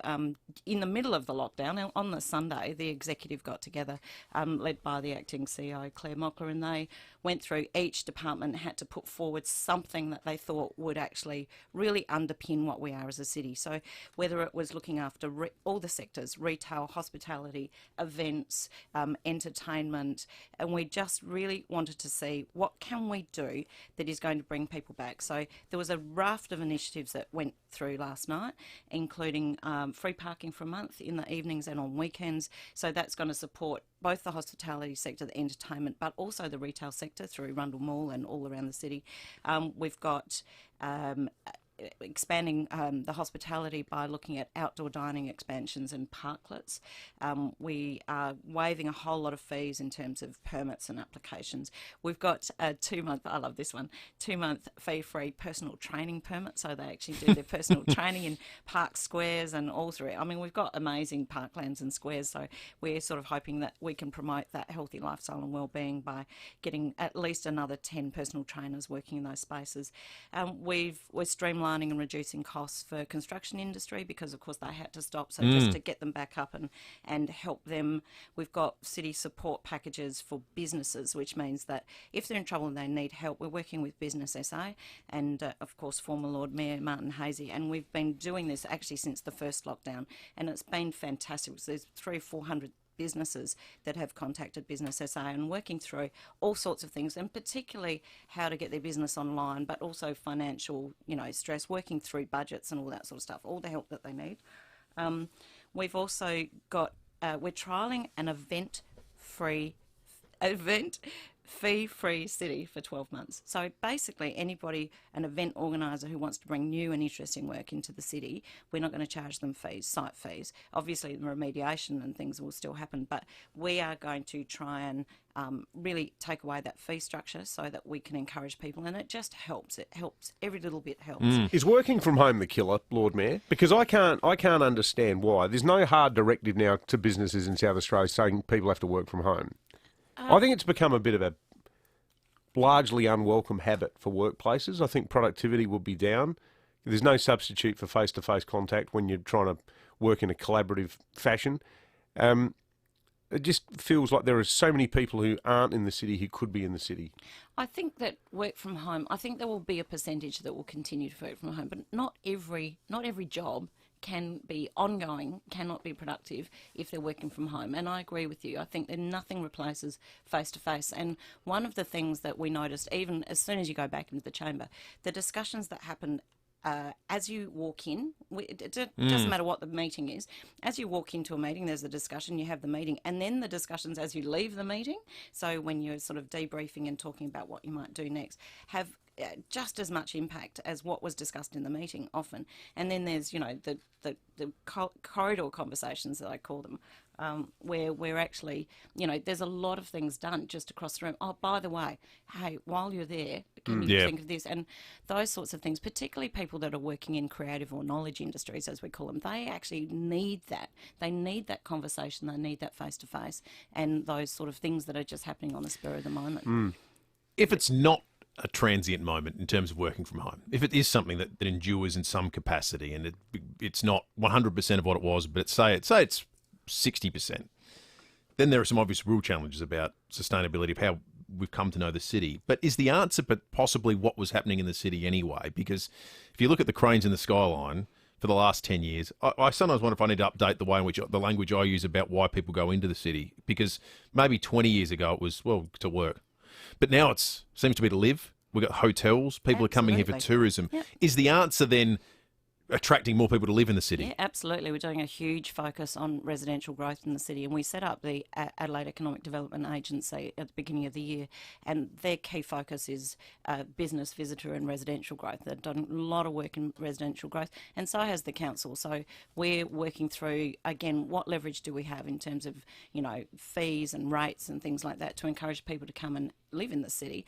And we know that a percentage increase, so even if we got another 5,000 people in the city, it would lift all those businesses because people are moving around.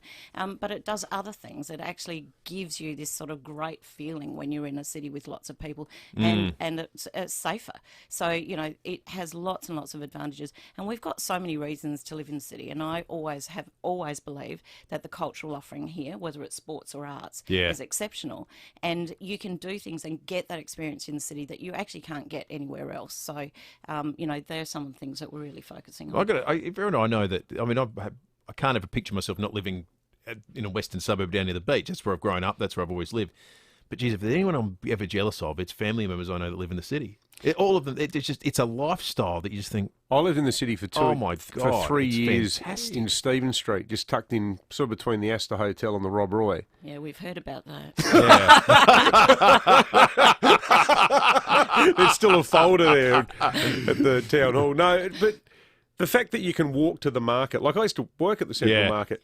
I'd walk there for my shift, walking through the city at 6:30 in the morning to start work. Yep. I mean, Matt Pantelis lives in the city. He loves it. It's terrific. It is an exceptional lifestyle, and of course, you know, we are surrounded by that incredible belt of parklands, and we are continuing to invest in that. So we've got, you know, if you go around it now, there's walking, cycling paths, there's little gyms set up, there's all sorts of things that people can engage with, and you know, people that live in the city absolutely love it. And we also mapped at one point, you're no more than about 400 or 500 metres from a park when you're in the middle of the city, which is pretty extraordinary for anywhere.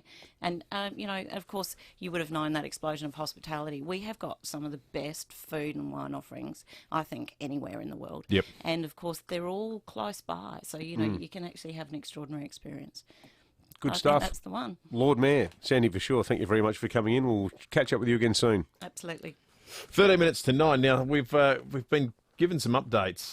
There's some massive delays for our southern suburbs commuters today. 20-minute delays on Commercial Road at Seaford. 5 to 10-minute delays on Main South Road in the same area. That's because of the earlier crash at the expressway. Also a crash on Brighton Road at Seacombe Road at Seacliff. That's causing delays of around 10 minutes on Cement Hill. So right across the southern suburbs, we urge you to be patient because there are some situations there that need to be cleared up. We'll get the big picture now, thanks to Glenelg BMW, Adelaide's newest home for BMW, opening very soon. Visit bmw.com.au. A few collisions to look out for this morning on the drive-in. One at Tranmere McGill Road near Dryden Street. Another at Clearview, Grand Junction Road at Hampstead Road. And Wollonga Downs residual delays there from an earlier smash. That's at the start of the Southern Expressway near South Road, and South Brighton collision on Brighton Road at Seacombe Road, causing delays back up Brighton Road to Ocean Boulevard. Avoid the area if you can. Cameras on the drive-in this morning, Victoria Road, North Haven, and Trimmer Parade at Seaton.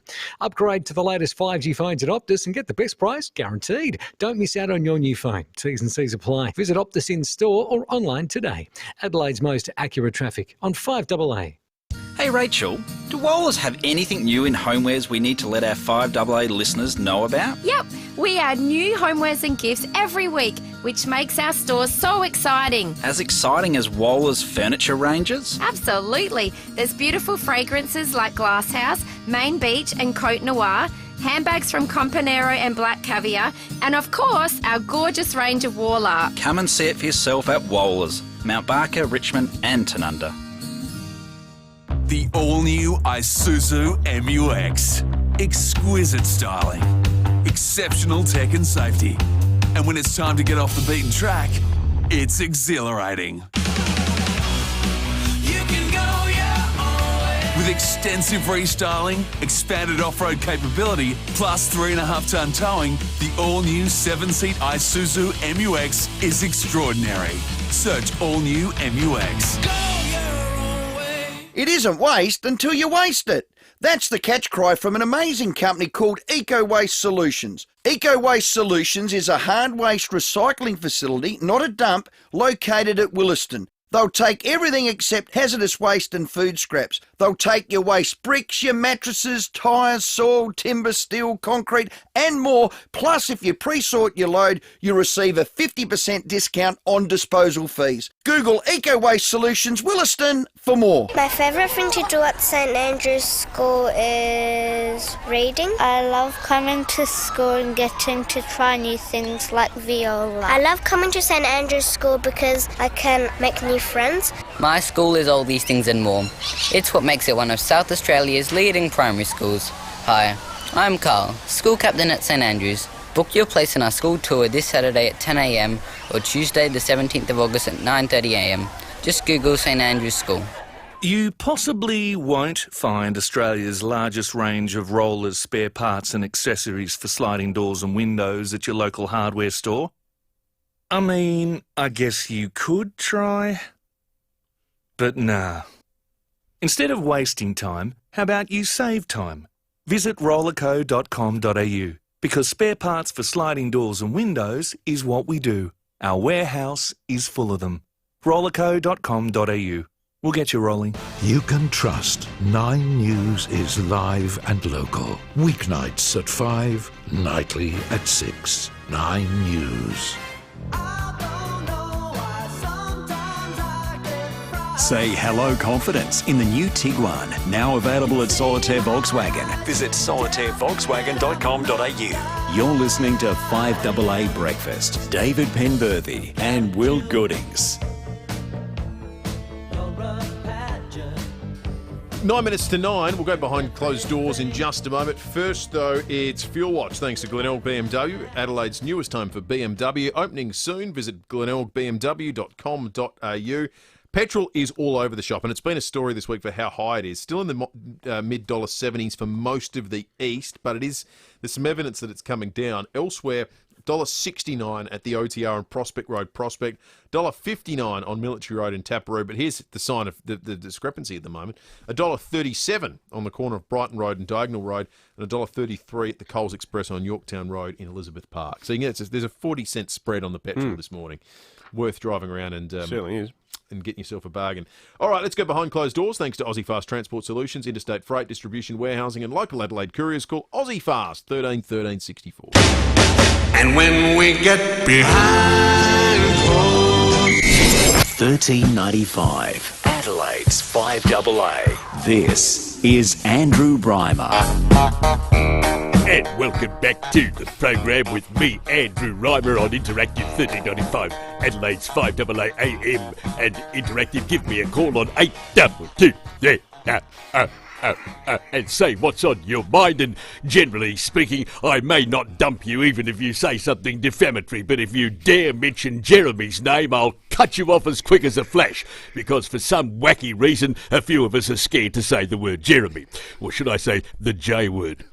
You can ring me up about Tex Walker, about that situation if you feel like it. Well, let me tell you something. When I was young, coming from a German background, I got called all the names under the sun. I got called every racist name that Germans can be called, and I turned out all right. You end up wearing it as a badge of honour.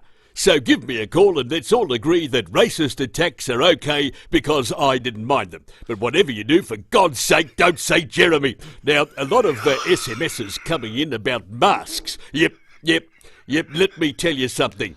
Masks are a lot of BS. And this is only one snippet of the misinformation that you'll hear on the program tonight. Masks are BS. How many masks are even effective? Well, you know what? Bugger all. The majority of masks don't do anything. They don't do a damn thing, and I know that for a fact because of all the clinical testing I must have done in my bedroom at home in my spare time, which is probably where I got my medical degree also as well, too. I went to Cafe de Villiers on the way in tonight, and all the people in line waiting to be served were wearing masks, and the people behind the counter serving were wearing masks. The people sitting down at tables weren't wearing masks. So how does that make any sense at all? Obviously, in my mind, because a couple of people weren't wearing masks, none of us should. I can assure you there'll be a lot more logic like that coming up on the program tonight. I don't know about his childhood, but somebody did once call him a Nazi sympathiser. Or apologist, I think. Is that right? Apparently. But yeah. Anyway, Broad Church here at 5AA. 5 minutes to 9.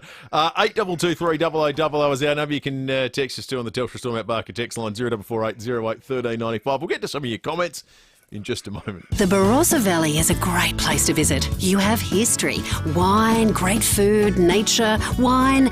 What if you had one extra draw card? Your parents. Retirement units are available in safe and connected neighbourhood clusters just an hour from the city. We're talking about newly renovated 1, 2 and 3 bedroom homes from around 180k to 300k. They get the vine change and you get another reason to visit the Barossa. Win-win. Talk to your parents today about Barossa Village. Find out more at barossavillage.org. Kickstart your service expectations into high gear with North Point Toyota's new and improved express maintenance service bays. 2 highly trained North Point Toyota service technicians are deployed in a pit crew approach to ensure your vehicle receives a rapid and accurate service. Time's valuable, so make your booking at a time that's convenient to you. Then sit back and wait on their comfortable lounges. It's the North Point way. Hillcrest, Prospect, Port Augusta or northpointtoyota.com.au. With the new 5AA player, you can choose from over 350 podcast titles, all on the one app. Like The Space, a bite-sized mindfulness podcast hosted by Casey Donovan that's unlike any other. Through the sharing of inspirational stories, the Live Life in Sneakers podcast explores what it's like to live your life in metaphorical sneakers. Or join business coach and busy mum of 3, Amy Beck, as she helps women learn the secrets to a profitable business and a life they adore on The Choice. Listen via the 5AA player or wherever you get your podcasts. Say hello confidence in the new Tiguan, now available at Solitaire Volkswagen. Visit solitairevolkswagen.com.au. You're listening to 5AA Breakfast. David Penberthy and Will Goodings. 3 to 9, we'll round out with a few texts before the end of the program on the Telstra Storm Out Barker text line. Before we do, though, you sent through in our chat yesterday just something, happenings in court that was fairly eyebrow-raising. I'll tell you what, they didn't exactly cover themselves in glory, our friends in the criminal justice system yesterday. First, there's that bloke, the Bachelor contestant, Paddy Collier, who went to the aid of a woman who was being attacked at a party in Para Hills and for his trouble ended up getting stabbed. The bloke who stabbed him, he's been charged with aggravated assault causing harm, but he's been given bail. He's going to be out wandering around free man until his court appearance in Elizabeth on September the 17th. The one that really got me, though, what about this creep of a bloke? He's 45 years old. He's the uncle of this young lad, a 5-year-old, who is his nephew. And apparently the boy, the 5-year-old, was playing with the bloke's dog, and the dog got tangled up in the leash somehow.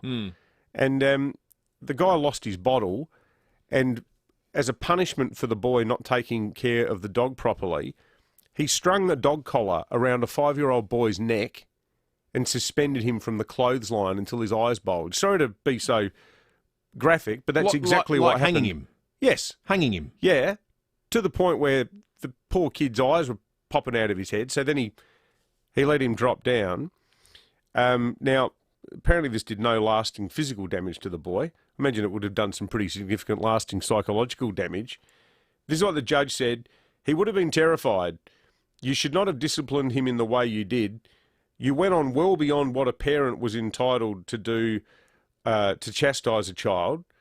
But then also, the judge noted that this bloke had had a troubled childhood himself, and I don't even know why this is almost like a mitigating factor. He also noted that he had a problem with methamphetamine and cannabis use.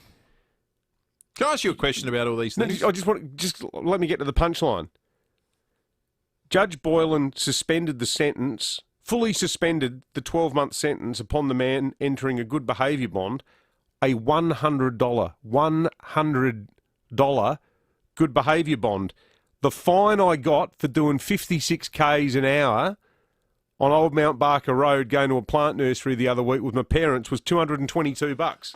$100 for doing that to a kid. That is ludicrous. And the guy had a troubled childhood. Well, but this is what I don't get. So in the sentencing remarks, what is acknowledged is this phenomenon whereby there is a cycle of abuse that happens that's intergenerational because he got abused, he's done something horrible with his kid. Now that kid maybe will have a day in court. Who knows down the track? But why is not the answer the circuit breaker? If we acknowledge that patterns of abuse lead to patterns of abuse, take the people that commit the offences out of circulation so it can't happen. Sure, aren't the courts simply sentencing to make it that this will just continue? There should be a photo of this judge in the dictionary next to the term non sequitur, because here he says, you decided the best way to discipline the boy was to put the dog's lead around his neck and hang him from the clothesline. You wanted to show him how the dog would have felt, blah-de-blah-de-blah. And then down further in the article says, Judge Boylan said he believed there was very little danger the man would hurt children again. Oh. Apropos of what, Your Honour? On what basis do you draw that giddily optimistic conclusion about this piece of... We're almost out of time. Thankfully. Good thing I didn't have to finish that sentence. Leon Biner's coming up after 9 o'clock, and we'll catch you tomorrow morning from 6.